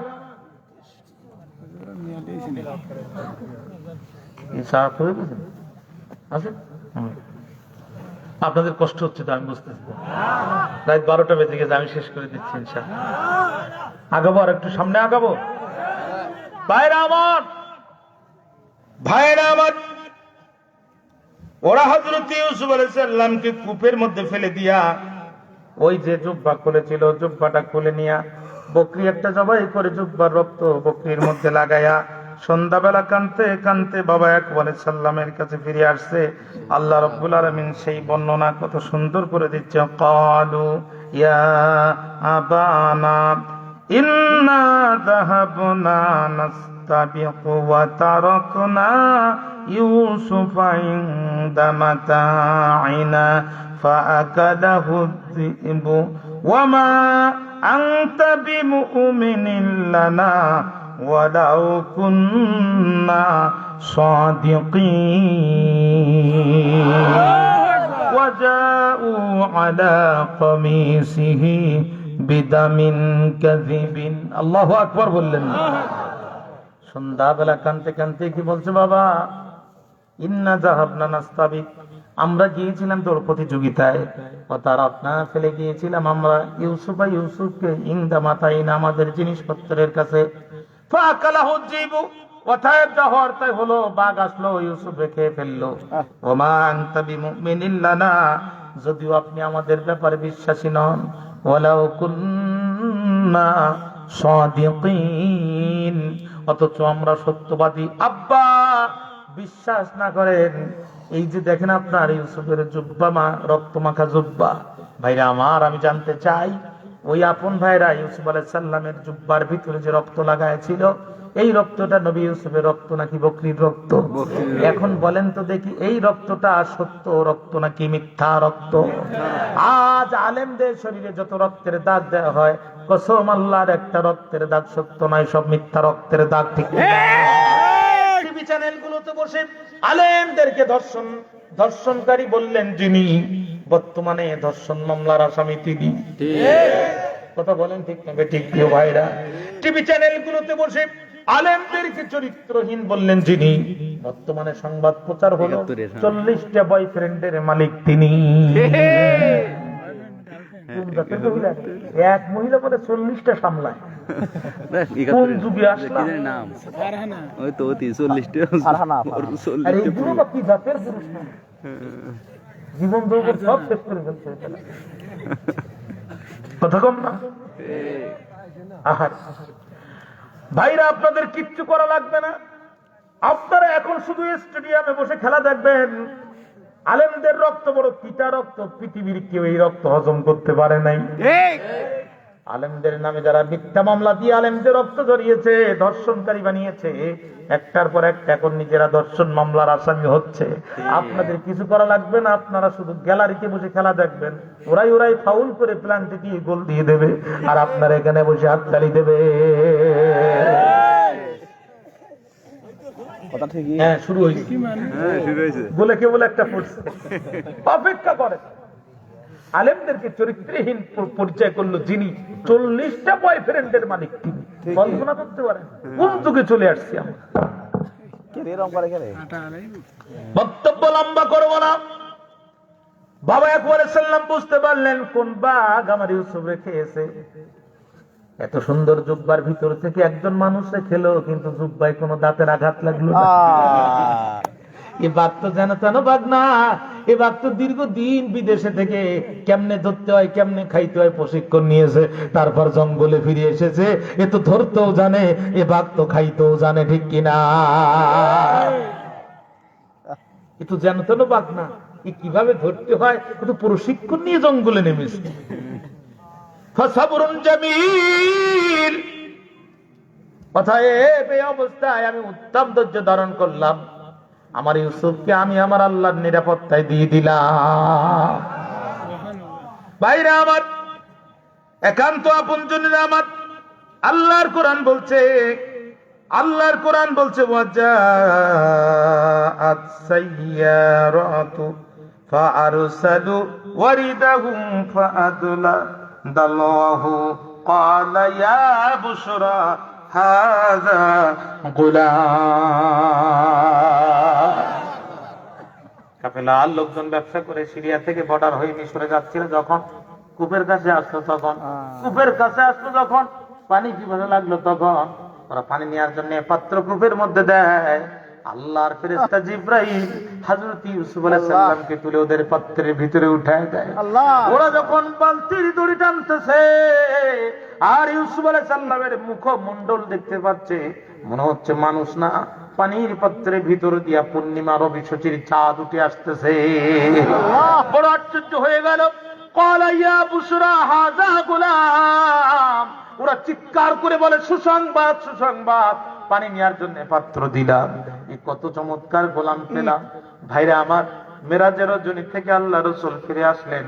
আম্মা আয়েশাকে বলছে, আয়েশা রে, হে আমার প্রেম জামিনী, প্রেম কামী, মধুর বাসিনী, জীবন সঙ্গিনী আয়েশা রে, আল্লাহ তাআলা আমারে মেহমান বানায় নিয়েছে, আল্লাহ আমার জান্নাত দেখিয়েছে, আল্লাহ আমার জাহান্নাম দেখিয়েছে। আয়েশা রে, আল্লাহ রাব্বুল আলামিন আমার ভাই ইউসুফের সাথে আমার পরিচয়ের সুযোগ করে দিয়েছে। আম্মা আয়েশা বলছে, ইয়া রাসূলুল্লাহ, বেয়াদবি নেবেন না, আপনি নবী, আমরা নবী না। হুজুর, একটা প্রশ্ন বড় জানতে ইচ্ছা হয়। আম্মা আয়েশাকে নবী বললেন, আয়েশা রে, বলো কি প্রশ্ন, তোমার প্রশ্নের জবাব দিব। ওগো নবীজি, আনতা ইমামুল আমবিয়া লা শাক্কা ফীহি, আপনি যে নবীদের ইমাম, এই ব্যাপারে কোনো সন্দেহ নাই। একজন সাধারণ পয়গম্বরের সাথে আপনার সাক্ষাৎ হয়েছে, বিষয়টা আপনি এত গর্বের সাথে কেন বলছেন? আল্লাহর নবী ডাক দিয়ে বলে, আয়েশা রে, আমি নবী, তুমি নবী না, আমি যা জানি তুমি তা জানো না। আয়েশা রে, আমার ভাই ইউসুফের সাথে আমার সাক্ষাৎ হয়েছে, আর ইউসুফের চেহারা দেখে আখির জামানার পয়গম্বর আমি মুহাম্মদের মনে হয়েছে। গোটা পৃথিবীর অর্ধেক সৌন্দর্য বুঝি আল্লাহ ইউসুফের চেহারার মধ্যে ঢুকাই দিয়েছে।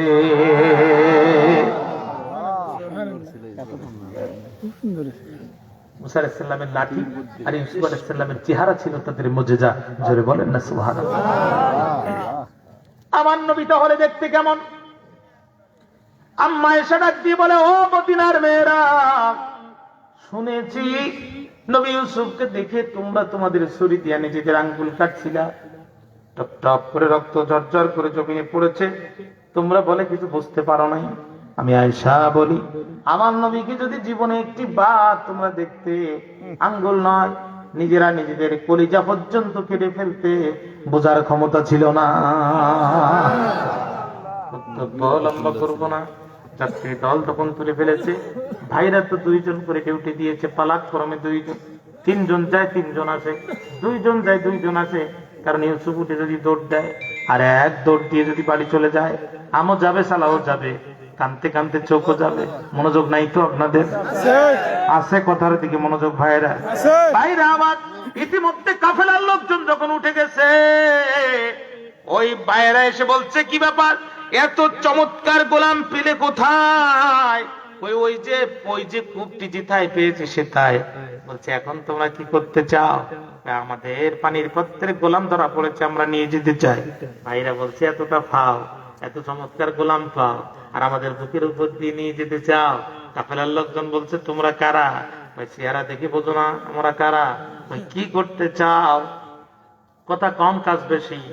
এই গোলাম যদি নিয়ে যেতে চাও, আমাদের কিছু মাল পানি দাও। যে দেশে নিচতলার বালি 2 তলায় উঠতে 2 লক্ষ টাকা বহন খরচ হয়, এই দেশে এত চমৎকার গোলাম কি আর মাগনা পাওয়া যায়? গোলাম যদি নিতে যাও, আমাদের কিছু মাল পানি দাও। আল্লাহর কোরআন বলছে, ওয়াশারাউহু বিসামানিন বাকসিন দারাহিমা মা'দুদাতিন, খুবই নির্দিষ্ট নগণ্য মূল্যের বিনিময়ে আপন ভাইরা সেই দিন ইউসুফ আলাইহিস সালামকে বিক্রি করে দিয়েছিল। তাফসীরে কুরতুবীর বর্ণনা সত্য ছিল 2টা। 1 নাম্বার, এখানে বেশিক্ষণ দেরি করতে পারবা না। 2 নাম্বার, এ গোলাম বড় চালাক গোলাম, এ যদি একবার ছাড়া পায়, তোমরাও খুঁজে পাবা না, আমরাও খুঁজে পাবো না।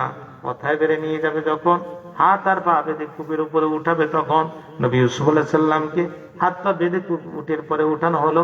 রওনা যখন দিল, তাফসীরে কুরতুবী লেখে, তাকিয়ে দেখলেন ওই যে মা রাহিলার কবর দেখা যায়। মায়ের কবর দেখে বড় আবেগে আপ্লুত হয়ে পড়লেন।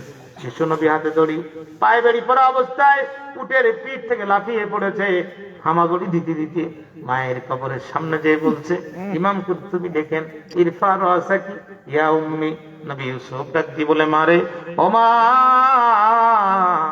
একটি বার মাথাটা উঁচু কর, তোর ইউসুফ তোর জীবনের মতো দেখতে চায়।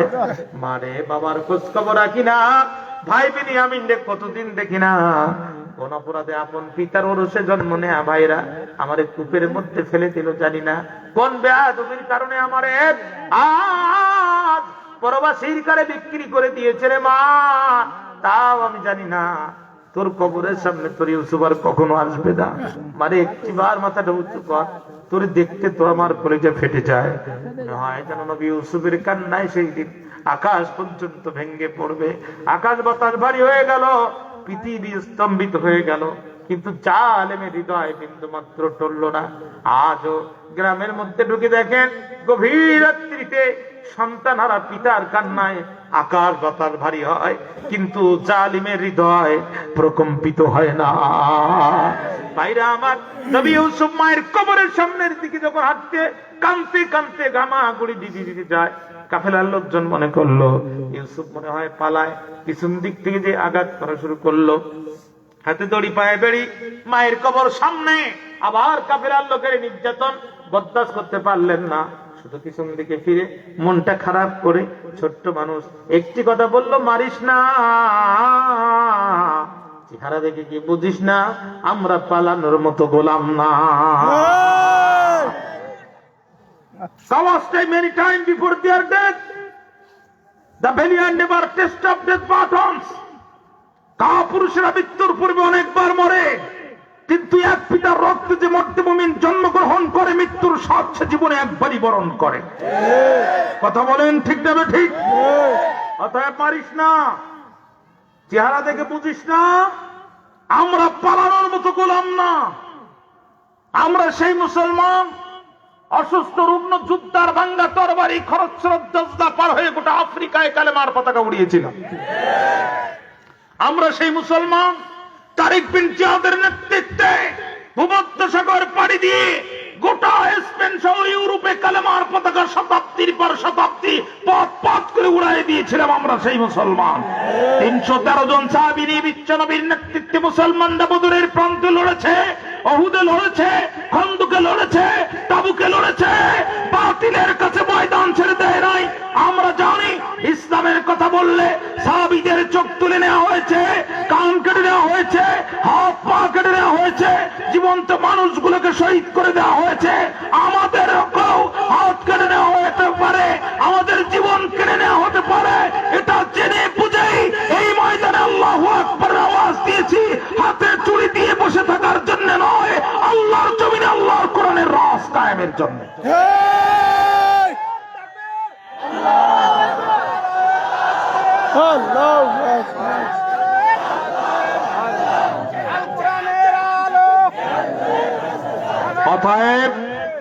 অতএব যারা মনে করো মোল্লাদেরকে একটা খেলা দিলেই নিশানা খুঁজে পাওয়া যাবে না, মোল্লারা থাকবে ইনশাআল্লাহ, তোদেরকে খুঁজে পাওয়া যাবে না।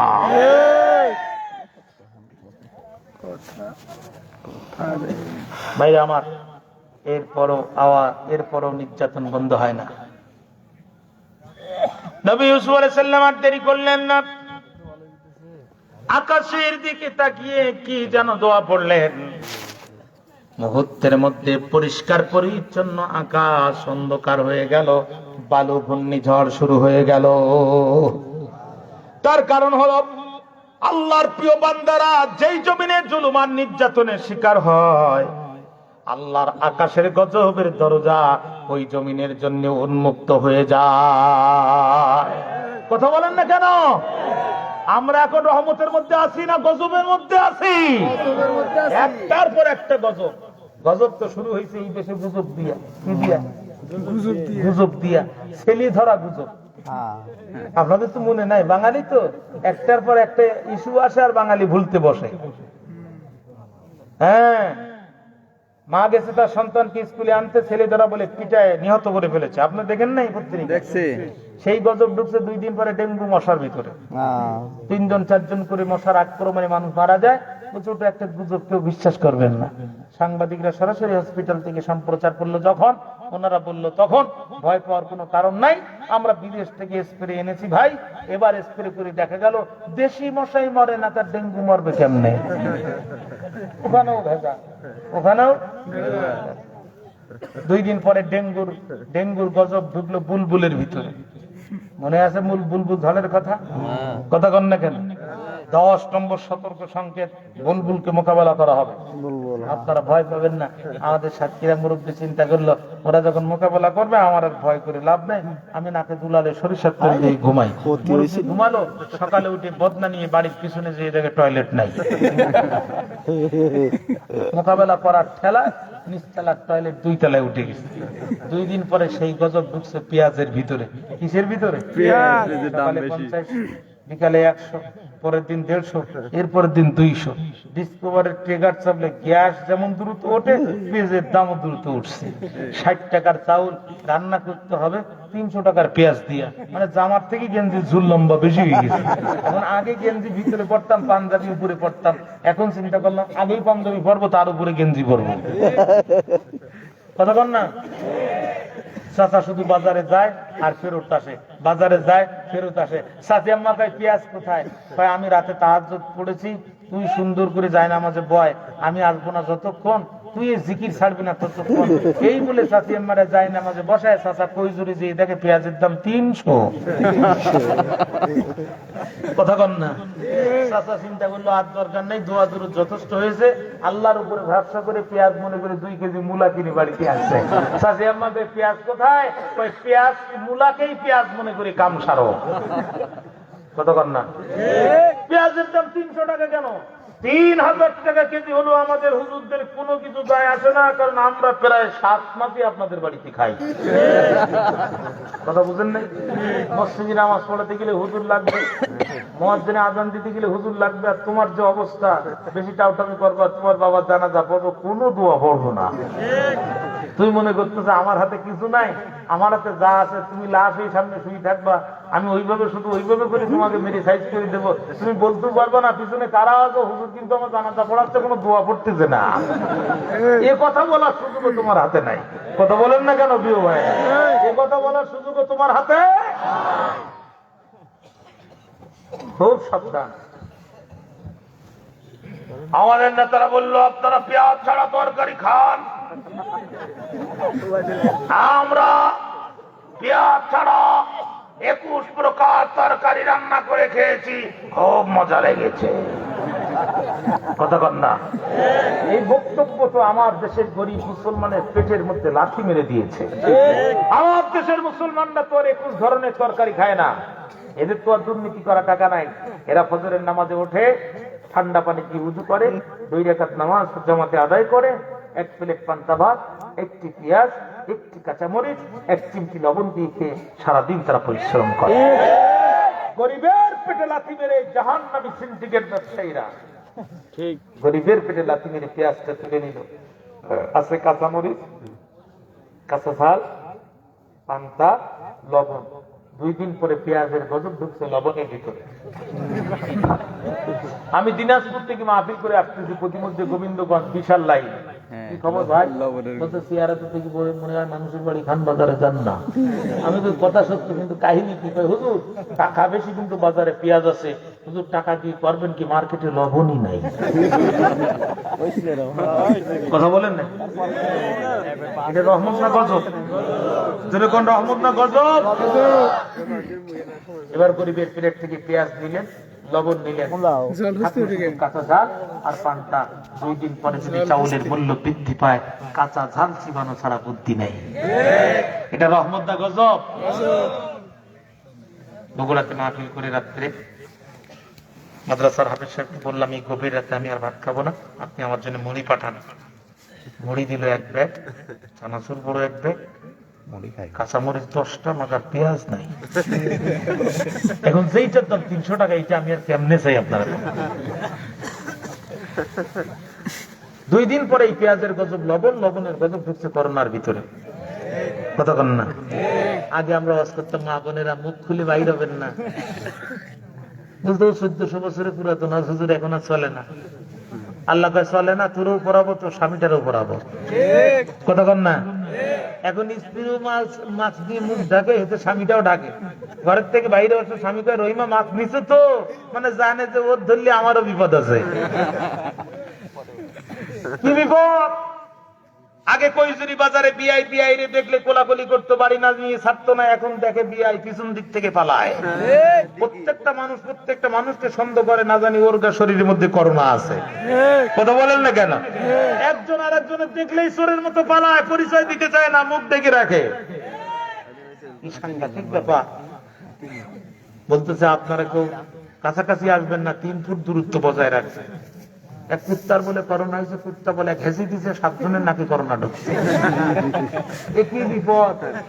বলছে চাবি তালার ভিতরে ঢুকাবেন, হাতে যদি করোনা থাকে হাতের থেকে চাবি, চাবি থেকে তালা, আপনি গেট আটকে চলে আসবেন, পরে একজন চাবি তালার মধ্যে ঢুকে, তালা থেকে চাবি হয়ে করোনা ঢুকে পড়বে। একই বিপদ। কথা বলেন না কেন? এখন বলছে ঘর থেকে নামবেন না, বলছে খাবো কি? উপর থেকে ব্যাগ নামাই দেন, ব্যাগের ভিতরে টাকা দেন, নিচতলা থেকে বেগুন আর ইলিশ দেন। এখন ইলিশ যে ধরবে ওই মাছালার হাতে যদি করোনা থাকে, কি বিপদ। আকাশ পথে বিমান উড়বে না, গোটা পৃথিবীর আকাশে কোনো বিমান চলবে না, পৃথিবীর এয়ারপোর্ট গুলো বন্ধ থাকবে, রাজপথে দোকানপাট খুলবে না, গাড়ির চাকা ঘুরবে না, পৃথিবীর অর্থনীতির চাকা ঘুরবে না। গোটা পৃথিবীর মানুষকে কারাগারের মতো বাড়ির মধ্যে বন্দী করে দিয়ে আল্লাহ প্রমাণ করলেন চিরস্থায়ী ক্ষমতাধর মহাপরাক্রমশালী আল্লাহর সাথে পাল্লা দিতে এসো না, পিঠের চামড়া থাকবে না। পৃথিবীর ক্ষমতাধর রাষ্ট্র আমেরিকা পৃথিবীকে ধ্বংস করার জন্য বহু পারমাণবিক বোমা বানিয়েছে। নিজের দেশের নাগরিক 3000 4000 করে প্রত্যেক দিন মারা যায়। পারমাণবিক বোমা জড়াই ধরে থাকলেও কোনো লাভ নাই। কথা বলেন, কথা বলেন। আমি হিসাব করে দেখলাম, এই করোনার ভিতরে সবচাইতে কম ক্ষতিগ্রস্ত কারা? মুসলিম যারা। ঢাকায় দেখেন যে পরিমাণ আক্রমণ গত পরশুদিনও রাশিয়ায় হয়েছে, 1000 মানুষ মারা গেছে। আমার দেশে যদি করোনা এই পরিমাণ আঘাত আনতো, আমার দেশের মানুষ যে সচেতন, নাকের মধ্যে মাস্ক দিয়া একজন আর একজনের সাথে কোলাকুলি করে, বলছে কোলাকুলি করতে যে অসুবিধা নাই, মুখের মধ্যে মাস্ক পরা আছে। এই দেশে যদি ইটালির মতো আক্রমণ হতো, জানাজার ইমাম খুঁজে পাওয়া দুষ্কার হয়ে যেত। কথা বলেন প্রিয় ভাইরা, আপনারা ভুলে গেছেন ইটালির রাজধানী রোম ডক্টর সিটি বলা হয়। পৃথিবীর সবচাইতে পিএইচডি ধারী উচ্চশিক্ষিত ডক্টররা বলে সেখানে বাস করে। ওরা এখন বলছে দুনিয়ার চিকিৎসা শেষ, আমরা আকাশের দিকে তাকিয়ে আছি। আল্লাহ কয় আকাশের চিকিৎসাই তো চলতেছে তোদের উপরে।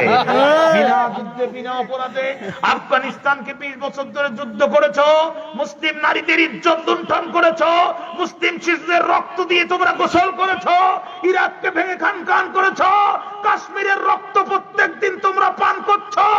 এক করোনা দিয়া আল্লাহ মুনাফা আসল সহ সব আদায় করে নিয়েছে। কাল যুদ্ধ করে যত মুসলিম মায়ের বুক খালি করেছো, যত মুসলিম মানুষকে ধ্বংস করেছো, এক করোনা দিয়ে তার 100 গুণ বদলা আল্লাহ নিয়ে নিয়েছে। বিনা যুদ্ধে লাশের গাড়ি, বিনা যুদ্ধে লাশের গাড়ি, কিলোমিটারের পর কিলোমিটার, কিলোমিটারের পর কিলোমিটার, লাস্টে বুঝি আর কবর দেওয়ার জায়গা নেই, নদীটি ভাসাই নেই। কথা কন না? ওই যে সিরিয়ার ছোট্ট মাসুম বাচ্চার কথা এসেছিল পত্রিকায়, আপনারা কি ভুলে গেছেন? বম্পিং করার 3 দিন পরে তোলা হলো, ক্ষুধার্ত শিশু পেটের সাথে পিঠ লেগে গেল, মাথার দিয়ে ধুলাবালুর ভিতর থেকে রক্ত বাইর হচ্ছে, মাসুম বাচ্চা কাঁদতেছে আর বলছে আমি হয়তো মারা যাব, কিন্তু আমি আল্লাহর কাছে গিয়ে বলে দেব তোমরা আমার উপরে জুলুম করেছো। পৃথিবীবাসী বলছে ওই সিরিয়ার ছোট্ট শিশুর দোয়া আমার আল্লাহ মনে হয় কবুল করেছে। চায় না আজকে ভারতের মুসলমানদের পক্ষে কথা বলার লোক আছে, কিন্তু চায়নার মুসলমানদের পক্ষে কথা বলার লোক নাই। চায়না মুসলমানদেরকে ভরে আয়রন করা মেশিন দিয়ে মুখের উপরে দিয়ে ইস্ত্রি করে চামড়া গোস্ত চোখ এক জায়গায় করে দিয়েছে। আল্লাহ তাআলা এখন গোটা চায়নার মানুষদেরকে পৃথিবীর জন্য জেলখানা বানায় দিয়েছে। আমি কক্সবাজার এয়ারপোর্ট থেকে ঢাকা এয়ারপোর্টে ফিরলাম, ওখান থেকে আমি এয়ারপোর্ট ধরে বিমান ধরে সৈয়দপুরে যাব। আসরের নামাজের সময় হয়ে গেছে, আমি দ্রুত টয়লেটে যে উযু করতেছি, 2 পুলিশ আমার 2 পাশে উযু করে, হঠাৎ করে 2 পুলিশ দৌড় দিয়ে ওইদিকে চলে যায়। আমি বললাম ভাই যাচ্ছেন কোথায়? হুজুর তাকায় দেখেন চায়নার লোক আসতেছে। চায়না। আমি বললাম আল্লাহ এ কি ভাইরাস দিছো, সারা জীবন পুলিশ দেখলে আমরাই দৌড়াইছি, এখন চায়নার লোক দেখে পুলিশ নিজেই দৌড়াচ্ছে। কতক্ষণ না প্রিয় ভাইরা, কতক্ষণ না।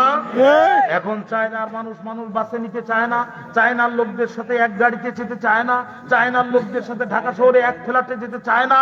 এখন গোটা চায়নার মানুষদেরকে আল্লাহ তাআলা কারাগার বানিয়ে দিয়েছে এই পৃথিবীকে।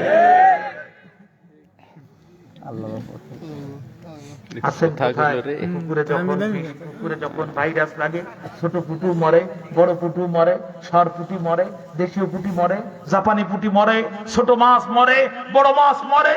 আল্লাহ জালেমদের ধরা শুরু করেছে, কোন জালেম বাদ যাবে না। ছোট জালেম, বড় জালেম, দেশীয় জালেম, আন্তর্জাতিক জালেম, সব জালেম। আল্লাহ ধরা বড় কঠিন, আল্লাহ ধরা থেকে কোন জালেম বাঁচতে পারবে না। তার কারণ ওই যে আল্লাহ প্রিয় বান্দারা যখন জুলুম আর নির্যাতনের শিকার হয়, আল্লাহর আকাশের গজবের দরজা উন্মুক্ত হয়ে যায়। বিজ্ঞানীরা ধারণা করছে এই করোনা মহামারী চলে যাওয়ার পরে পৃথিবীতে আর একটা ডিজাস্টার আসতেছে, সেটা হচ্ছে সিরিজ ভূমিকম্প। আপনারা জানেন সম্প্রতি কয়েক মাস আগে আমাদের সিলেটে একদিনে 6 বার ভূমিকম্প হয়েছে।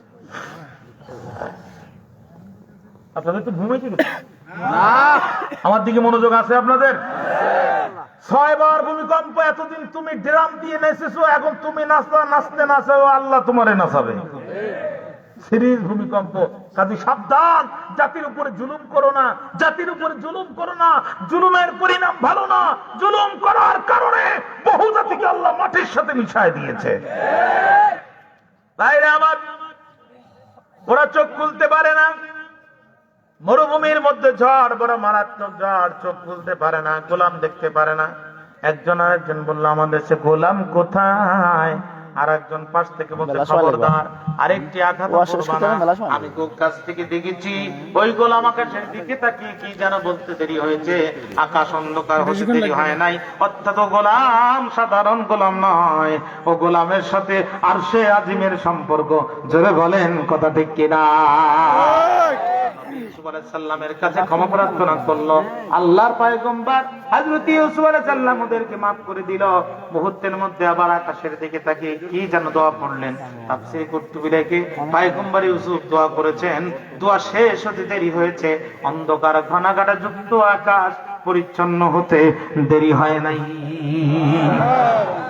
রওনা শুরু করে দিলেন মিশরে। মিশরের তৎকালীন সবচেয়ে প্রভাবশালী ব্যক্তি তাফসীর ইবনে কাসিরে তার নাম এসেছে প্রতিবার। কোন কোন তাফসীরে তার নাম কিথির, কোন কোন তাফসীরে তার নাম ইত্তির। কেউ বলছেন তিনি মিশরের সেনাবাহিনীর প্রধান ছিলেন। ইমাম হাফিজ ইবনে কাসিরের প্রসিদ্ধ বর্ণনা অনুযায়ী তিনি মিশরের তৎকালীন খাদ্যমন্ত্রী ছিলেন।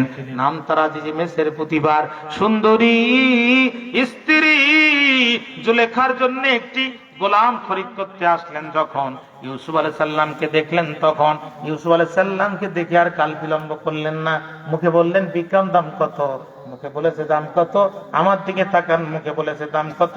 হাতটা হযরত ইউসুফ আলাইহিস সালামের ধরলেন, মানে বুঝাতে চাইলেন চাইবি যত দিব তত, কিন্তু এই গোলাম হাত ছাড়া করবো না। তখনই রতন চেনে একটা প্রাণী চেনে কচু। আলেমদের জাতির বিবেক, বহু আলেম আজ কারাগারে বন্দী, জাতির সাংবাদিকের কান্নাকাটি নাই, কিন্তু পরিমণি কারাগারে গেল যখন, প্রত্যেক দিন কান্নাকাটি তখন। পিতা পুত্র দুইজন গেছে পুরাতন জুতা, পুরাতন জুতা। আপনাদের তো কষ্ট হচ্ছে আমার মনে হয়, আমার দিকে মনোযোগ আছে? তুমি ওঠো কেন? কি হয়েছে? কিছু উঠতেছে, বয়স কম, তোর তো এত সহজে আসার কথা না। আমি শেষ করে দিচ্ছি, আপনাদের বিরক্ত হচ্ছে। কোনো উঠাউঠি চলবে না, আমার দিকে তাকান। পুরাতন জুতো কিনতে গেছে বাবার বেটা, এখন জুতো আলার সাথে। পুরাতন জুতোর মালিকরা একটু কিন্তু মেজাজ গরম হয়, তো পিতার সাথে ওই জুতোর মালিকে, মানে জুতার দোকানদারের সাথে কথা কাটি হতো। পাঁচ থেকে দুইজন এসে বলতেছে জানেন লোক কত ভালো দোকানদার। ছেলে বলতেছে আব্বা তোমার সাথে সমস্যার দোকানদার, পাশের দুইজন তোমাকে হুমকি দেয়, কিনলে কেন? বাপ বলে খোকা চুপ কর, ওরা হলো ওর পুরাতন খরিদ্দার। বাবা চুপ কর, ওরা হলো ওর পুরাতন খরিদ্দার। পরিমণি কারাগারে গেল যখন, এই পুরাতন খরিদ্দারদের কান্নাকাটি দেখা গেল তখন। কথা বলেন, কথা বলেন। জাতির বিবেক কারাগারে, কোন পত্রিকায় লেখালেখি নাই, সিনেমা পরিবার নষ্ট নায়িকা যার বাড়িতে মদের দোকান পাওয়া যায়, এরপরে যারা কান্নাকাটি করেছে এরা পুরাতন খরিদ্দার ছাড়া কিছুই হতে পারে না। এরা পুরাতন খরিদ্দার। রতনে রতন চেনে, একটা প্রাণী চেনে। কথা বলেন না কেন প্রাণের ভাই? বন্ধুরা, বক্তব্য লম্বা করবো না। আজ যে মিসের হযরত ইউসুফ আলাইহিস সালামকে ক্রয় করলেন, এরপরে নিয়ে গেলেন তার বাড়িতে। কি বক্তব্য দিয়েছিলেন আল্লাহর কোরআন বলছে, ওয়াকালাল্লাযী ইশতারাহু মিন মিসরা লিমরাআতিহি আকরিমি মাসওয়াহু আসা আইয়ানফা'না আও নাত্তাখিযাহু ওয়ালাদা। হযরত ইউসুফ আলাইহিস সালামকে ধরে মন্ত্রী নিজের রাজপ্রাসাদের সামনে দাঁড়ায়া নিজের স্ত্রীকে ডাক দিয়ে বলছে, স্ত্রী একটু বাইরে আয়। এবার জুলেখা বাইরে আসলো। আজিজে মিসর বলছে, আকরিমি মাতওয়াহু। মন্ত্রী তার স্ত্রীকে বলছে, আমার ইউসুফকে সম্মান দাও। সুবহানাল্লাহ বললেন, সম্মান দাও। মাতওয়াহু, উন্নত থাকার ব্যবস্থা করে দাও। বিবি আমার ইউসুফের পায়ে যেন ঠান্ডা লাগে না, গোটা রাজপ্রাসাদটা কার্পেট দিয়ে ভরপুর করে দাও। আমার ইউসুফের যেন গরম লাগে না। ও বিবি, গোটা রাজপ্রাসাদটা তুমি কি বলে এসি দিয়ে ভরপুর করে দাও। বিবি রে, দাস আর দাসীদেরকে বলে দাও, রে বিবি, আমার ইউসুফের জন্য আমার রাজপ্রাসাদে সবচাইতে ভিআইপি খাবারগুলো যেন পরিবেশন করা হয়। আশা করা যায় আইয়ানফা'না, সে আমাদের অনেক উপকার করবে। আমার দীর্ঘ দাম্পত্য জীবনে কোন সন্তান তো আল্লাহ দেয় নাই। আগামীকাল আমি মিশরের খাদ্যমন্ত্রী আজিজ মিসর, আমার সুন্দরী স্ত্রী জুলেখা, দুইজন মিলে সাংবাদিক সম্মেলন করব। ইউসুফকে, টোটাল জাতিকে সাক্ষী রেখে ইউসুফকে আমাদের সন্তান হিসাবে গ্রহণ করব।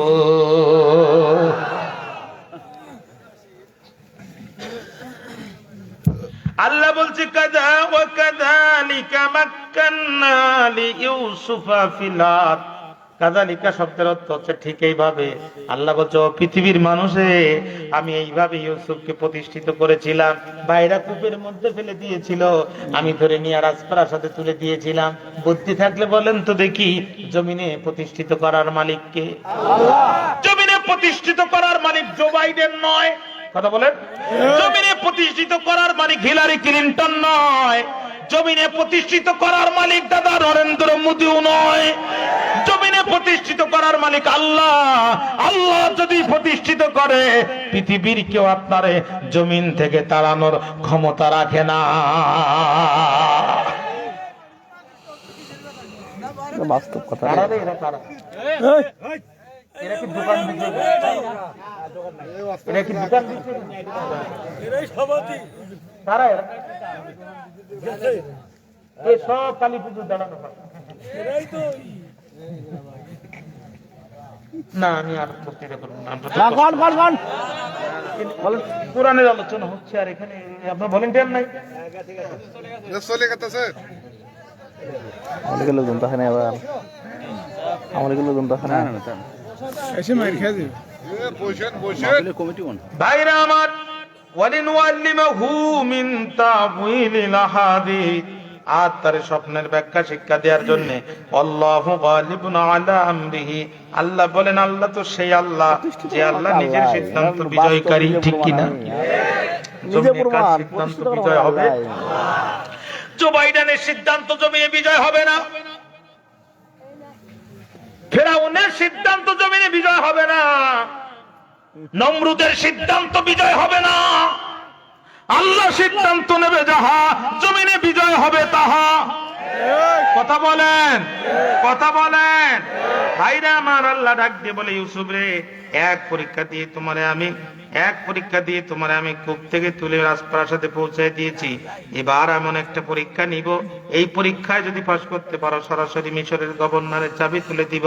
ওয়ারাওয়াদাতুহুল্লাতী হুয়া ফি বাইতিহা عن نفسه وغلقت الأبواب وقالت هيت لك الله أكبر বলেন যেই নারীর গৃহে সে বাস করত সেই নারী তার প্রতি পাগলিনী হয়ে গেল নিজের দিকে তাকে আহ্বান করতে লাগলো অর্থাৎ ইউসুফ আলাইহিস সালাম যখন বড় হয়ে গেল জুলেখার নজর চলে গেল জুলেখা শুধুটাকে হুজুরের দিকে আসো তো আমার জন্য একটু পানি নিয়ে আসো মোল্লার দিকে আসো তো তোমার দেখতে তো অনেক ভালো লাগে আরে মা হাসান শাহরুখা তাফসীরে কুতুবির বর্ণনা জুলেখা কয় কি অসাধারণ তোমার চুল নবী ইউসুফ কয় চুল দিকে করিস না ভুল তোর দাদির চুলের দিকে তাক যৌবন ছিল যখন চুলগুলো কত ভালো ছিল তখন এখন যৌবন নাই ওই চুল আর পাট গাছের আশের মধ্যে কোনো পার্থক্য নেই অতএব চুল দেখে করিস না ভুল ওরে জুলেখা এই চুল দেখে ভুল করার সুযোগ নাই জুলেখা কয় মা হাসান আইনুকা কি চমৎকার তোমার চোখ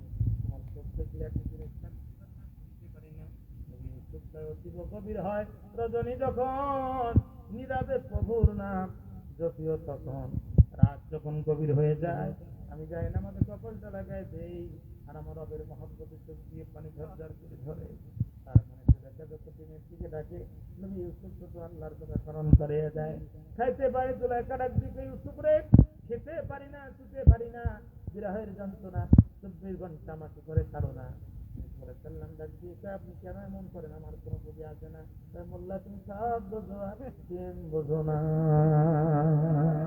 নবী ইউসুফ আপনি কি চান আমি তোমার মালিক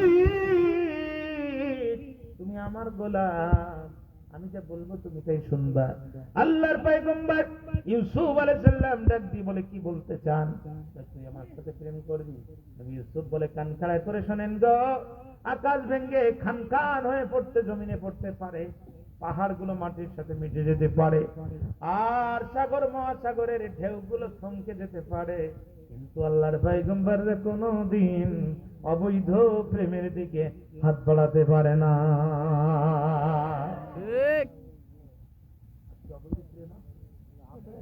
অবৈধ প্রেম বোঝেন আপনারা সাইড লাইন নিজের দিন দেয় একজন আর আলো ব্যবহার করে আর কথা বোঝেন নাই বিশ্ববিদ্যালয় গুলো যান গাছের গোড়ায় গাছের মাথায় গাছের আগায় সব কবুতরের বাচ্চার মতো জোড়ায় জোড়ায় জোড়া লাগে কার্তিক মাসে আর এরা জোড়া লাগে 12 মাসে লজ্জা শরমে যাওয়া যায় না গেলে মনে হয় এ যেন জীবন্ত পতিতালয়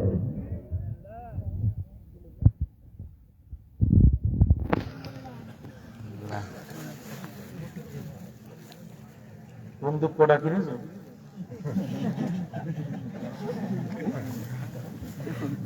মাশাআল্লাহ বেশি 2 ঘন্টা ধরে বসে সত্য না অন্য এলাকার ছেলে আপনাদের মনোযোগ আছে আমার দিকে আপনারা শোনেনও না ছাড়েন ডিস্টার্বও করতে দেন আবার শুনতে দেন আমি যে কি বেকাজের এত 12:30 তো দেরি করেন বাইরে আমার লিল্লাহে তাকবীর আল্লাহু আকবার আল্লাহ কবুল করুন জোরকানা আমিন বাইরে আমার তিনটা জিনিস মুসলিম যুবকদেরকে ধ্বংসের দ্বার প্রান্তে নিয়ে গেছে 1 নাম্বার মদ 2 নাম্বার নারী 3 নাম্বার জুয়া বন্ধু প্রথম দুইটা রাষ্ট্র একটি হচ্ছে ভারত আর একটি মায়ানমার এক বন্ধু দিয়েছে ফেন্সিডিল আর এক বন্ধু দিয়েছে ইয়াবা কথা বলেন 2 বন্ধু ফেন্সিডিল আর ইয়াবা নেশা দিয়েছে ভারত বাংলাদেশের বর্ডার ঘেঁষে গেছে ফেন্সিডিলের ফ্যাক্টরি গুলো তৈরি করেছে সহজে ফেন্সিডিল বাংলাদেশে যাবে যুবকরা ফেন্সিডিল খাবে দেহ থাকবে কিন্তু ভিতরের ইঞ্জিনে কাজ করবে না দেহ থাকবে কলিজা কাজ করবে না হৃৎপিণ্ড নষ্ট হয়ে যাবে স্বাস্থ্য ভুলে যাবে চোখ বসে যাবে শরীরে শক্তি থাকবে না নেশা না করলে শরীর কামড়াতে থাকবে ও টাকা থাকার না থাক পাশের বাড়ির বদনা যদি চুরি করতে হয় তাও ফেন্সিডিল খাওয়া লাগবে এই ফেন্সিডিল খোররা শেষ পর্যন্ত নেশার যন্ত্রণা সহ্য করতে না পেরে মসজিদের টিউবওয়েলের মাথা পর্যন্ত চুরি করে নিয়ে চলে যায় কথা বলেন না কেন নেশা করতে করতে জীবন ধ্বংস হয়ে যায় প্রথম ফেন্সিডিল বোতল হাতে নিয়ে মুখের মধ্যে দেয় আল্লাহ রাসূল বলেন 40 দিন ওদের ইবাদত কবুল হওয়া বন্ধ হয়ে যায় ভাইরা আমার ওদের ডাক আল্লাহর দরবারে পৌঁছায় না ওদের ইবাদত কবুল হয় না এরপরে ওদের শরীরে শক্তি থাকে না ঘরে যে সুন্দরী স্ত্রী আছে মাত্র 21 বয়স নবযৌবনা তাদের উপায় কি হবে আমাদের বন্ধু প্রতিদিন দেশ বলছে ওদেরও ব্যবস্থা করা হবে স্থলপথে দিয়েছি ফেন্সি ডিলার ইয়াবা, আকাশপথে দিলাম জি বাংলার স্টার জলসা, কিরণমালার কটকটির প্রশিক্ষণ দিয়ে দিলাম। ওই তো যুবকদের যৌবন নষ্ট, ওদের যুবতীর স্ত্রীরা পাশের বাড়ির গাড়ির ড্রাইভারের সাথে প্রেম করা শিখবে, একজনের সংসার করবে আর অন্য দেবরের সাথে প্রেম করবে। যুবক ফেন্সি ডিলকে ঘরে ফিরবে রাত 2টায়, ঘরের স্ত্রী জেনা করে ঘরে ফিরবে রাত 10টায়, অন্যের সন্তান পেটের মধ্যে নেবে আর স্বামীর সন্তান বলে হাসপাতালে ডেলিভারি করবে। আর এই যার সন্তানগুলো বড় হয়ে বিশ্ববরণ্য মুফাসসিরে কোরআনের নামে মিথ্যা মামলা লাগাবে। কি গভীর চক্রান্ত, কি গভীর চক্রান্ত। আজকে মুসলমানের ঘরের সন্তান মুসলমান কোরআনের মাহফিল বন্ধ করে, কারণ কি? ওই দেশটার জলসায় কাম সারিছে। ওর বাপের নাম দিচ্ছে ফজর আলী, কিন্তু আসলে ওর বাপের নাম এশার আলী। কথা বুঝেন নাই? কালকে যদি বলে কি ওয়াজ হয়েছে, বলবেন ফজর আলী আর এশার আলী। আর কথা বুঝতে অসুবিধা হচ্ছে? আমি আসলে বিষয়গুলো আপনাদের জেহেনের ভিতরে ঢুকাই দিচ্ছি ছলে বলে কৌশল। বাইরে আমার মদ খেয়ে 2 যুবক জামা কাপড় খুলে প্রাইমারি স্কুলের গায়ে ঘাড় বেঁধে দিয়ে বলছে ইটের দাম বেড়ে গেছে, চল স্কুল ঠেলে বাড়ি নিয়ে যাই। 2-3 ঘন্টা ঠেলার পরে শরীর গরম হয়ে গেছে, কাপড় চোপড় খুলে রাখ, ফেন্সিডিল করে সারা গ্রাম টুকায় কিছুই পায় নাই। 2 যুবকের কাপড় পেয়ে মনে করছে 20 টাকা হলেও ক্রিয়া গাজা হবে। আস্তে করে নিয়ে চলে গেছে। ফজরের আজানের সময় মুয়াজ্জিন আজান দেয়, একজন আর একজনে কয় দোস্ত সারা রাত তো ঠেললাম, আসলে কি স্কুল যায়? আর একজন বলে গড়গড় করে যায়। কেমনে বুঝলি? পিছন দিকে তাকা, কাপড় খুলে রাখলাম দেখা যাচ্ছে না।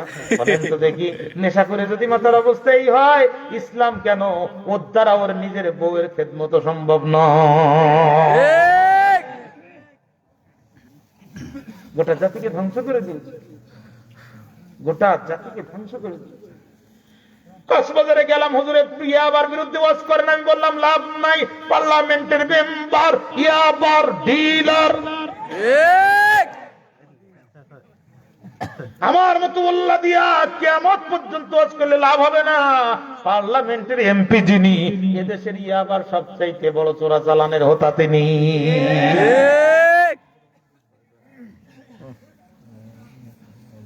বর্ডার খুলে দেখি ইয়াবা ঢুকায়, বিড়ালের সামনে সুটকি ভর্তা দিয়ে যদি নসিহত করেন, কাজ হবে?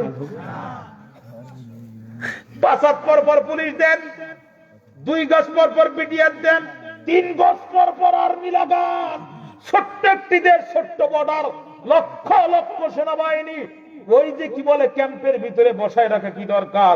ওদেরকে ময়দানে নামান, 3 গজ পর পর দিয়ে দেন, জীবন যাবে, ক্রস ফায়ার হবে। 1 বোতল ফেন্সিডিল দেশে ঢুকবে না। সরকার সিদ্ধান্ত নেবে আগামী 1 সপ্তাহে বাংলাদেশ নেশামুক্ত বাংলাদেশ হবে। কিন্তু কোন সরিষাতে ভূত তাড়াবেন? ও সরিষার মধ্যে ভূত আছে, এর ভিতরেই তো ফেন্সিডিল ব্যবসায়ী লুকিয়ে রয়েছে। মাথায় উপরে টুপি আর পাঞ্জাবি, 60 টাকা দামের পাঞ্জাবির গছ, এতে এবার এর মধ্যে মার করে সে একবার এর কাপনের মতো ফুলই ফেলছে। এতে নামলে গাড়িতে বোঝা যাচ্ছে আসমান তো নেমে এসেছে। কথা কর না। আসেন, পয়েন্ট লম্বা করবো না। 2 নাম্বার, নারী। নারী হচ্ছে মুসলিম জাতির ফ্যাক্টরি। নারী কি? লক্ষ লক্ষ নারী, 200 কোটি মুসলমান, গোটা পৃথিবীতে লক্ষ লক্ষ মুসলিম নারীরা সন্তান জন্ম দিচ্ছে। কিন্তু একজন খালিদ বিন ওয়ালিদ জন্ম দিতে পারছে না, একজন সালাউদ্দিন আইয়ুবী জন্ম দিতে পারছে না, একজন তারিক বিন জিয়াদ জন্ম দিতে পারছে না, একজন সাদ বিন ওয়াক্কাস জন্ম দিতে পারছে না, একজন ওমর বিন খাত্তাব জন্ম দিতে পারছে না। 200 কোটি মুসলিম মায়েরা, একটি সালাউদ্দিন আইয়ুবী যদি আজকে জন্ম দিতে পারত, মুসলমানের চোখের পানি মুছে দিত, বাইতুল মুকাদ্দাস থেকে ইহুদিরকে তাড়িয়ে গোটা পৃথিবীতে আবার মুসলমানদের সোনালী সমাজ ফিরিয়ে আনত।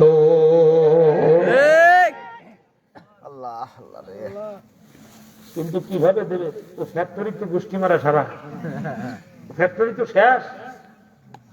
20 বছর আগে আমার বোনটা লিখতে পারতো না। যদি কেউ বলতো সকিনা সই করো, ভাই আমি তো ডাইরেক্ট মারা লোক। কি মারা লোক? আমি লিখতে পারি না, ডাইরেক্ট মারতে পারি।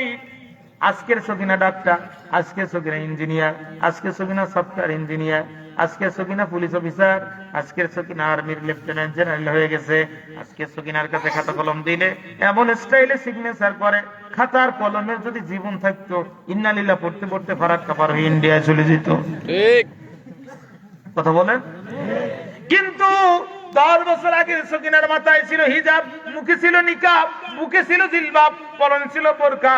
সকিনা রাস্তা দিয়ে যেত তখন যুবকেরা বুঝতো না তখন এটা 18 বছরের ছুরি নাকি 80 বছরের বুড়ি। কিন্তু আমার সকিনা এখন লেখা শুরু করছে, স্কুলের গন্ডি পার হয়ে কলেজ, কলেজের গন্ডি পার হয়ে বিশ্ববিদ্যালয় থেকে MBBS FRCS BSc ইঞ্জিনিয়ারিং পাশ করে আসছে। মাথার হিজাব নাই, মুখের মেকআপ নাই, বুকের জিলবাব নাই, ঘাড়ের উপর দিয়ে ওড়না সামনে ফেলে দিল। নেই মামার চেয়ে কেন মামা ভালো। 2 দিন পরে পরিস্থিতি আরো খারাপ হয়ে গেল, গলার উপর দিয়ে পিছন দিকে দিয়ে দিল। তারপরে নদী এক জায়গায়, ওই জুড়ির ব্রিজ দিছে আর এক জায়গায়। আগের মা বোনের রাস্তা দিয়ে হেঁটে যেত যখন, যুবকেরা পাল দিয়ে বলতো তখন আপামনি যায়, খালামনি যায়, দাঁড়াইস না রাস্তায়, কার বাড়ির বোন তার ঠিক নাই, বেয়াদবি করলে জুতা পিটা ছাড়া উপায় কিন্তু নাই ভাই। কিন্তু এখন আমার বোনেরা সব কিছু ফেলে দিয়া টাইট পাইজামা আর গলার উপর দিয়ে অন্য যখন বক্তাদের মতো দেয়, এক যুবক আর এক যুবক আমি মনে হয় মিথ্যা বলেছি, আমি মনে করি মিথ্যা বলেছি। আপনাদের এলাকায় নাই, সব আমাদের এলাকায়, মানে মার খাওয়ার মতো যত কথা সব আমাদের এলাকায়। 1 নম্বর মত, 2 নম্বর নারী, মুসলিম নারীরা থাকবে ঘরের মধ্যে, তাদের চরিত্র কেউ দেখবে না, দেহ কেউ দেখবে না, দেহ কেউ দেখতে পারবে না। এটা ইসলামের কৃষ্টি কালচার। থাকবে তারা পর্দায়, থাকবো না কবদ্ধ ঘরে। দেখবো এবার জগৎটাকে, স্ত্রীকে বলে, স্ত্রী স্বামীকে বলে, পাশের বাড়ির অফিসার তার বউরে দেয় কত রকমের শাড়ি, তুমি কি দিতে পারো না আমাকে একটা জনি প্রিন্টের শাড়ি? স্বামী কয় হ্যাঁ দেই আমি। আর দেখে শান্তি করবে রাস্তার ভ্যানালার কন্ট্রাক্টরে দিছি একটা শাড়ি, স্বামীর সামনে পারে না, পরবে কোন দিন? বিরাকের অফিসার কিস্তি নিতে আসবে যেই দিন। শাড়ি পোস্ট করে পয়সে আস্তে করে আসন করে ব্র্যাকেট অফিসারের সামনে কিস্তি দিতে বসে। দেখেন কিস্তি দেওয়ার নাম করে ঘরের মেয়ে লোকটা নিজের সামনে নিয়ে আসলো, মুসলমানের ফ্যাক্টরি ধ্বংস করে দিল। ওরা যদি আমাদের দরিদ্র এতই বিবেচন করতে চায়, আমাদের পুরুষগুলোরা চাকরি দেয় না কেন? ঘরের বউগুলো তিনি কেয়ারের রাস্তায় কেন দাঁড় করায় দেয়? কথা কি বুঝেন নাই? আসলে আমাদের বড় লোক করা উদ্দেশ্য নয়, উদ্দেশ্য হচ্ছে আমাদের ফ্যাক্টরি ধ্বংস করা, যাতে খালিদ বিন ওয়ালিদ জন্ম না নেয়, তারিক বিন জিয়াদ জন্ম না নেয়, শাইখুল হাদিস জন্ম না নেয়, বিশ্ববরেণ্য মুফাসসির কোরআনরা যাতে জন্ম না নেয়। কথায় কথা বলে চলে বলে কি বহু কথা মাথায় আসছে, আমি করবো কি? অধিকারে গেলাম না। জুলাইখা ডাক দিয়ে বলে মোল্লা রে, সব বোঝো আর প্রেম বোঝো না। ইউসুফ আলাইহিস সালাম কই কোনো কিছু হবে না, because I am a prophet of Allah, আমি আল্লাহর নবী, তোর অবৈধ প্রেম ভালোবাসা আমি মন দিতে পারবো না। জুলাইখা কয় আমিও কিন্তু কম না, তুমি অসাধারণ অসাধারণ সুন্দর স্বীকার করি, ভুলে যেও না আমিও কিন্তু বিশ্ব সুন্দরী। এই মিশরে আমার প্রেম ভালোবাসা পাওয়ার জন্য তেলাপোকার বিষ আর ইঁদুরের বিষ কে আত্মহত্যা করে না? এমন যুবকেরা মিশরের রাত কাটায় না। মিশরের যুবকেরা আমি সুন্দরী জুলেখার পাগল, আর আমি জুলেখা নিজেই তোমার পাগল। মোল্লা রে, আমি তোমার মালিক, তুমি আমার গোলাম, আমি তোমার মনিব, তুমি আমার গোলাম। কেন তুমি আমার প্রেমকে এত প্রত্যাখ্যান করো? কোথায় পেয়েছো এ সাহস? সোজা আঙ্গুলে যদি ঘি না উঠায় আঙ্গুল কিন্তু বাঁকা করবো। অকল্লা কাতিলা বাব। জুলাইখা সব দরজা বন্ধ করে দিল। বাবুন শব্দের অর্থ হচ্ছে দরজা, আবাবুন শব্দের অর্থ হচ্ছে দরজা সমূহ। আরবিতে বহু বচন 3 প্রকার, জমুল মুজাক্কার সালিম, জমুল মুআন্নাস সালিম, জমুত তাকসির। আবওয়াব শব্দটি জমুত তাকসির, তার মানে দরজা অনেকগুলো ছিল। কয়টি দরজা ছিল? তাফসিরে খাজাইন বলছে দরজা ছিল 10টা, কোন তাফসিরে বলছে দরজা ছিল 7টা। জুলাইখা 10টা দরজায় ঝুলাইলো তালা। জুলেখার মুখের কাপড় খোলা। জুলেখা দুটো হাত বাড়ায় দিয়ে বলে, মনে বড় জ্বালা রে পাঞ্জাবিওয়ালা, এতদিন সহজে প্রেম নিবেদন করেছি, তুই আমার প্রেমকে প্রত্যাখ্যান করেছ। আজকে 10টা দরজায় ঝুলাইছি তালা, আর জুলেখার মুখের কাপড় খোলা। সব দরজায় তালা, শুধু জুলেখার দরজায় খোলা। রাজপথে মিছিল করবেন, ওই দরজা খোলা নাই, দরজায় তালা। থানায় মামলা করতে যাবেন, সে দরজাও খোলা নাই, ও দরজাও তালা। বিচার চাইতে যাবেন, ও দরজাও খোলা নাই, সে দরজায় তালা। সব দরজায় তালা, শুধু জুলেখার দরজা খোলা।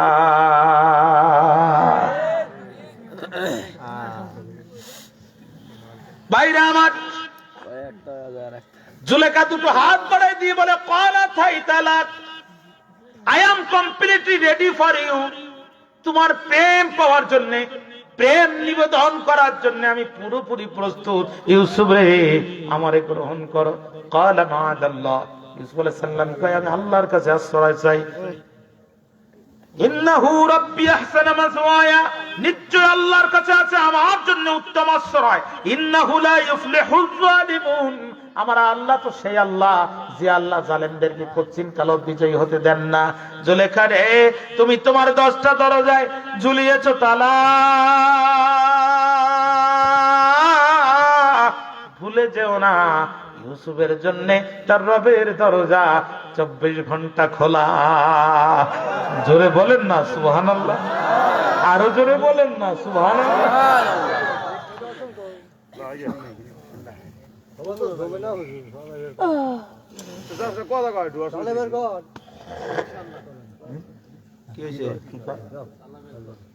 আরো সমস্ত মানুষ হুজুর চলে যান। না, খুব সুন্দর লাগতেছে তো, সবারই মনোভূত, সবার কাছে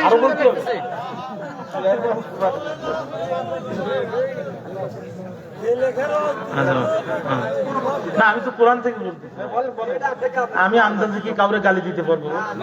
আমি কোরআন থেকে যতটুকু বলা যায় আমি মানে কি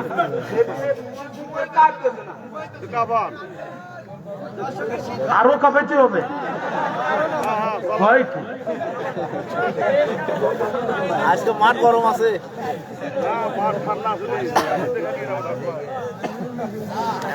আজও জুলেখার দরজা খোলা, বাকি সব দরজায় তালা। এখন কাঁপতেছে, কি বিপদে পড়লাম। বাইরে আমার, পৃথিবীর সব দরজায় জুলেখার তালা ঝুলাইতে পারে, কিন্তু আল্লাহর সাহিত্যের দরজায় তারা তালা ঝুলাতে পারে না।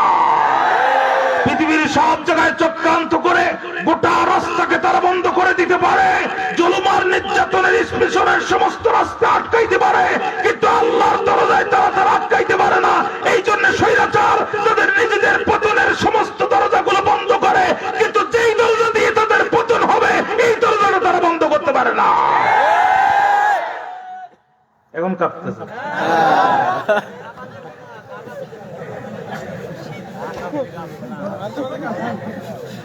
চলুক চলুক, সমস্যা নাই। আমি আর কাঁপাতে পারলাম না, এখন আমি শেষ করে দিচ্ছি। আমার দিকে তাই ভাই শোন, আমার কোরআন থেকে কথা বলতে চান, আপনারা তো আসছেন কোরআন শোনার জন্য না? বলেন, সমস্যা নাই। আচ্ছা, আমাকে কোরআন থেকে কথা বলতে বন্ধুরে আমার, একান্ত আপনজনেরা আমার, আল্লাহ বলেন পৃথিবীর মানুষেরা লক্ষ্য করো, ওয়ালাকাদ হাম্মাত বিহি ওয়া হাম্মা বিহা লাউলা আররা বুরহানা রাব্বিহি কাযালিকা লিনাসরিফা আনহু السوء والفحشاء إنه من عبادنا المخلصين। আরো জোরে বলেন আল্লাহু আকবার। ওয়ালাকাদ হাম্মাত বিহি ওয়া হাম্মা বিহা, জুলেখা পাগলিনী হয়ে গেল প্রেম পাওয়ার জন্য। ইউসুফ আলাইহিস সালাম পাগল হয়ে গেল জুলেখার হাত থেকে বাঁচার জন্য। সুবহানাল্লাহ। ওয়ালাকাদ হাম্মাত বিহি ওয়া হাম্মা বিহা, জুলেখা পাগলিনী হয়ে গেল প্রেম পাওয়ার জন্য, আর ইউসুফ আলাইহিস সালাম পাগল হয়ে গেল জুলেখার হাত থেকে পরিত্রাণ পাওয়ার জন্য। সুবহানাল্লাহ বলুন। তাহলে আজকে যে শিল্পীরা আইসক্রিম আলাদা আইসক্রিম বাজার ইউসুফ জুলেখার প্রেম, ইসলামী সরকার যদি থাকতো এদের জিহ্বাগুলো কেটে ফেলে দিত। এরা নবীর নামে তুহমত দিয়েছে, ঠিক কিনা? আরে একটু প্রেমটা তো ছিল এক পক্ষে। ইউসুফ আলাইহিস সালাম জীবন থাকতে রাজি হয়নি, প্রশ্নই ওঠে না। পয়গম্বররা কোনোদিন এ সমস্ত ফালতু কাজে রাজি হতে পারে না। আল্লাহ রাব্বুল আলামিন বলেন,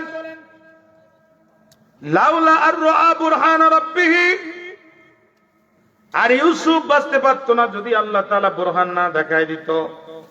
বুরহান কি? দুইটা তাফসীর থেকে দুইটা কথা বলবো। তাফসীরে খাতেন বলছে, জুলাইখা যখন হাত বাড়ায় দিয়েছে, নবী ইউসুফ আলাইহিস সালাম দেখতে পেলেন ওই যে দরজার দেয়ালের গায়ে বাবা ইয়াকুব আলাইহিস সালাম মুখের মধ্যে আঙ্গুল দিয়ে চিন্তা করছে। বুঝতে পারলো বাবা আমার চিন্তায় নিশ্চয়ই সামনে আমি পড়তে যাচ্ছি বড় বেকায়দায়। 2 নাম্বার তাফসীরে কুরতুবী বলছে, এই বুরহানের ব্যাখ্যা করতে যে মনোযোগ আছে আমার দিকে। জুলেখার ঘরের মধ্যে একটা আগুনের পাত্র ছিল, 24 ঘন্টা আগুন জ্বলত।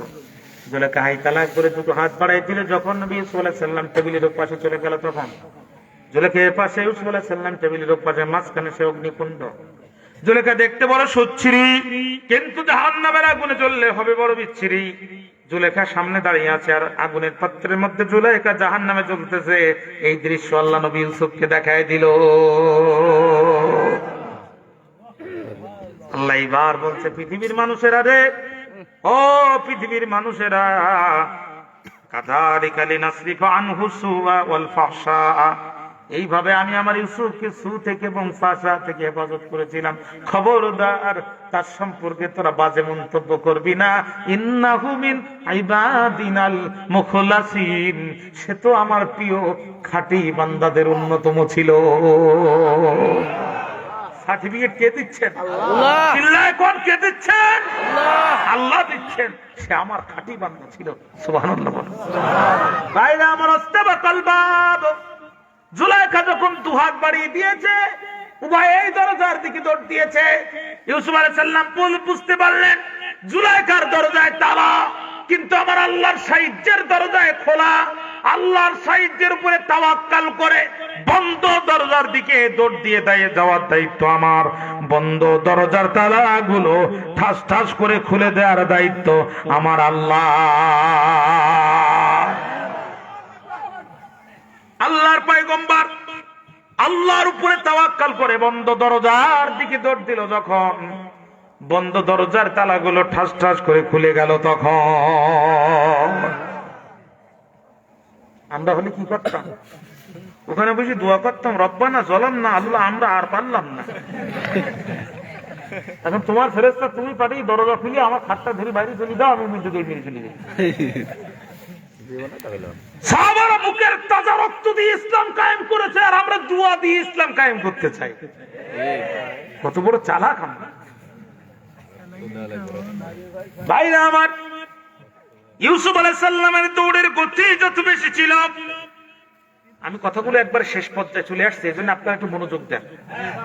ইউসুফ আলাইহিস সালামের দৌড়ের গতি যত বেশি ছিল, জুলেখার ধরার গতি ঠিক তত বেশি ছিল। জুলেখা পিছন দিক থেকে ধরতে দেরি হয়েছে। ওয়াকাদ্দাত কামিসাহু মিন দুবুরিন, পিছন দিক থেকে জুব্বা ছিটতে দেরি হয় নাই। 9টা দরজা খোলা শেষ, সোনার বাংলাদেশ শেষ নাম্বার দরজা যখন, যেখানে বাঘের ভয় ঠিক সেখানেই রাত হয়। উবাইয়ের সাইয়্যিদা হালাদাল বাব, উবাইয়ের নেতা আজিজে মিসর দরজার সামনে দাঁড়ানো। ইউসুফ সামনে, জুলেখা পিছনে। ইউসুফের জুব্বা ছেঁড়া, জুলেখা সেই ছেঁড়া জুব্বা ধরা। যে ইনাসামি সামনে, উল্টে ইউসুফ আলাইহিস সালামের বিরুদ্ধে ইফতিজিকের মামলা ঠুকে দিল। ক্বালাত মা জাযাউ মান আরাদা বিআহলিকা সুআন ইল্লা আইয়ুসজানা আও আযাবুন আলীম। স্বামী গো, কি তার শাস্তি হতে পারে? মান যে আরাদা ইচ্ছা করে বিআহলিকা, আপনার স্ত্রীর সাথে সুআন খারাপ কাজের, ইল্লা ছাড়া, আইয়ুসজানা কারাগার, আও আযাবুন আলীম কঠিন ডিমান্ড। মোল্লারে আমার দলে আসবি না, আমার সাথে প্রেম করবি না, হয় কারাগারে দিন কাটাবি, আর তা না হলে রিমান্ডে দিন কাটাবি। এখন জুলেখার প্রস্তাবে যদি নবী ইউসুফ রাজি হতো, তাহলে কি ইউসুফ আলাইহিস সালামের বিরুদ্ধে জুলেখা এই মামলা দিত? জোরে বলেন, দিত? তাহলে প্রমাণ হলো সঙ্গে থাকলে সঙ্গী, আর সঙ্গে না থাকলে জঙ্গি।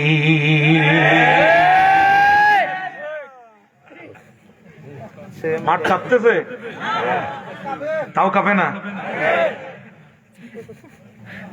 তাহলে তুমি আমার সাথে আসবা, আমি তোমার সব সুবিধা দিব।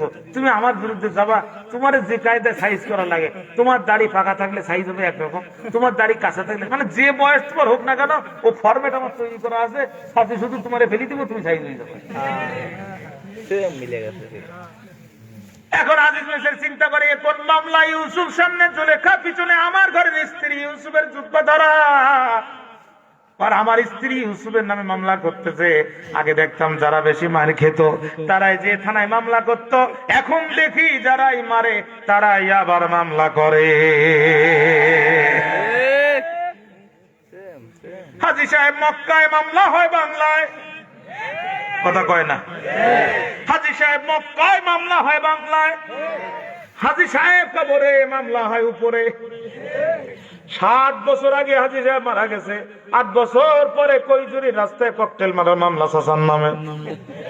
চাচি আম্মা থানায় যেয়ে বলে, ওসি সাহেব, বুড়ার সাথে আমার এতই প্রেম ছিল, একটা দিনও মেয়েদের বাড়িতে থাকতে দিত না, মোবাইল করে ডেকে নিয়ে আসতো। 8 বছর আগে কবরে গেল, 8 বছর পরে কবর থেকে উঠে ককটেল মারার সময় পেল, আমার সাথে একটু দেখা করার সময় পেল না। এবার যদি কোনোদিন ককটেল মারতে আসে, শুধু ধরে আমার কাছে দেবেন, মামলা আপনার দেয়া লাগবে না, মামলা আমি নিজেই দিয়ে নেবো, না ঠিক কিনা? মামলা তো সাংঘাতিক মামলা, এ তো জুলেখার মামলা।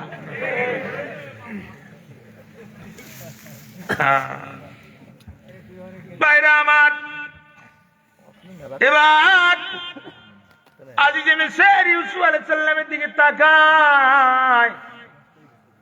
পয়গম্বর ইউসুফ বললেন, ক্বালা হিয়া রাদাতনি আন নাফসি ওয়া শাহিদা শাহিদুম মিন আহলিহা ইন কানা কামিসুহু কুদ্দা মিন কুবুলিন ফাকাযাবাত ওয়া হুয়া ফাসাদাকাত ওয়া হুয়া মিনাল কাযিবিন ওয়া ইন কানা কামিসুহু কুদ্দা মিন দুবুরিন ফাকাযাবাত ওয়া হুয়া মিনাস সাদিকিন।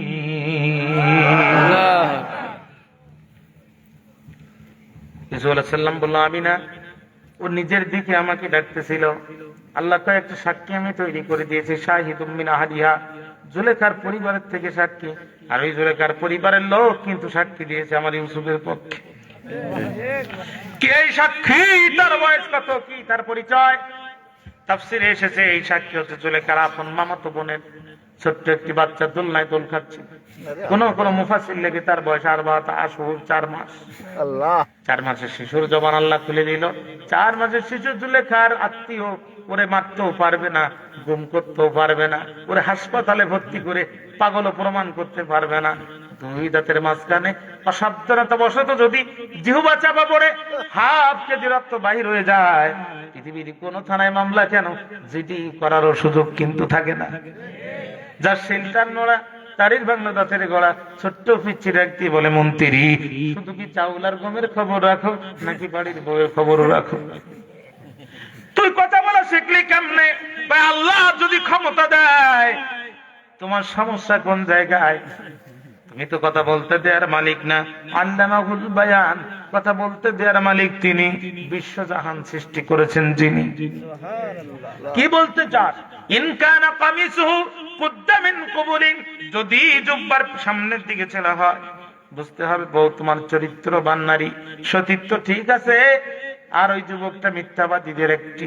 কিন্তু যদি জুব্বার ইন কানা কামিসুহু কুদ্দা মিন দুবুরিন, জুব্বার যদি পিছন দিকে ছেলা হয়, বুঝতে হবে বউ তোমার ঘরে আছে, কিন্তু মন তোমার ঘরে নাই। ও শুধু পাখি পায় না, তাই উড়াল দেয় না।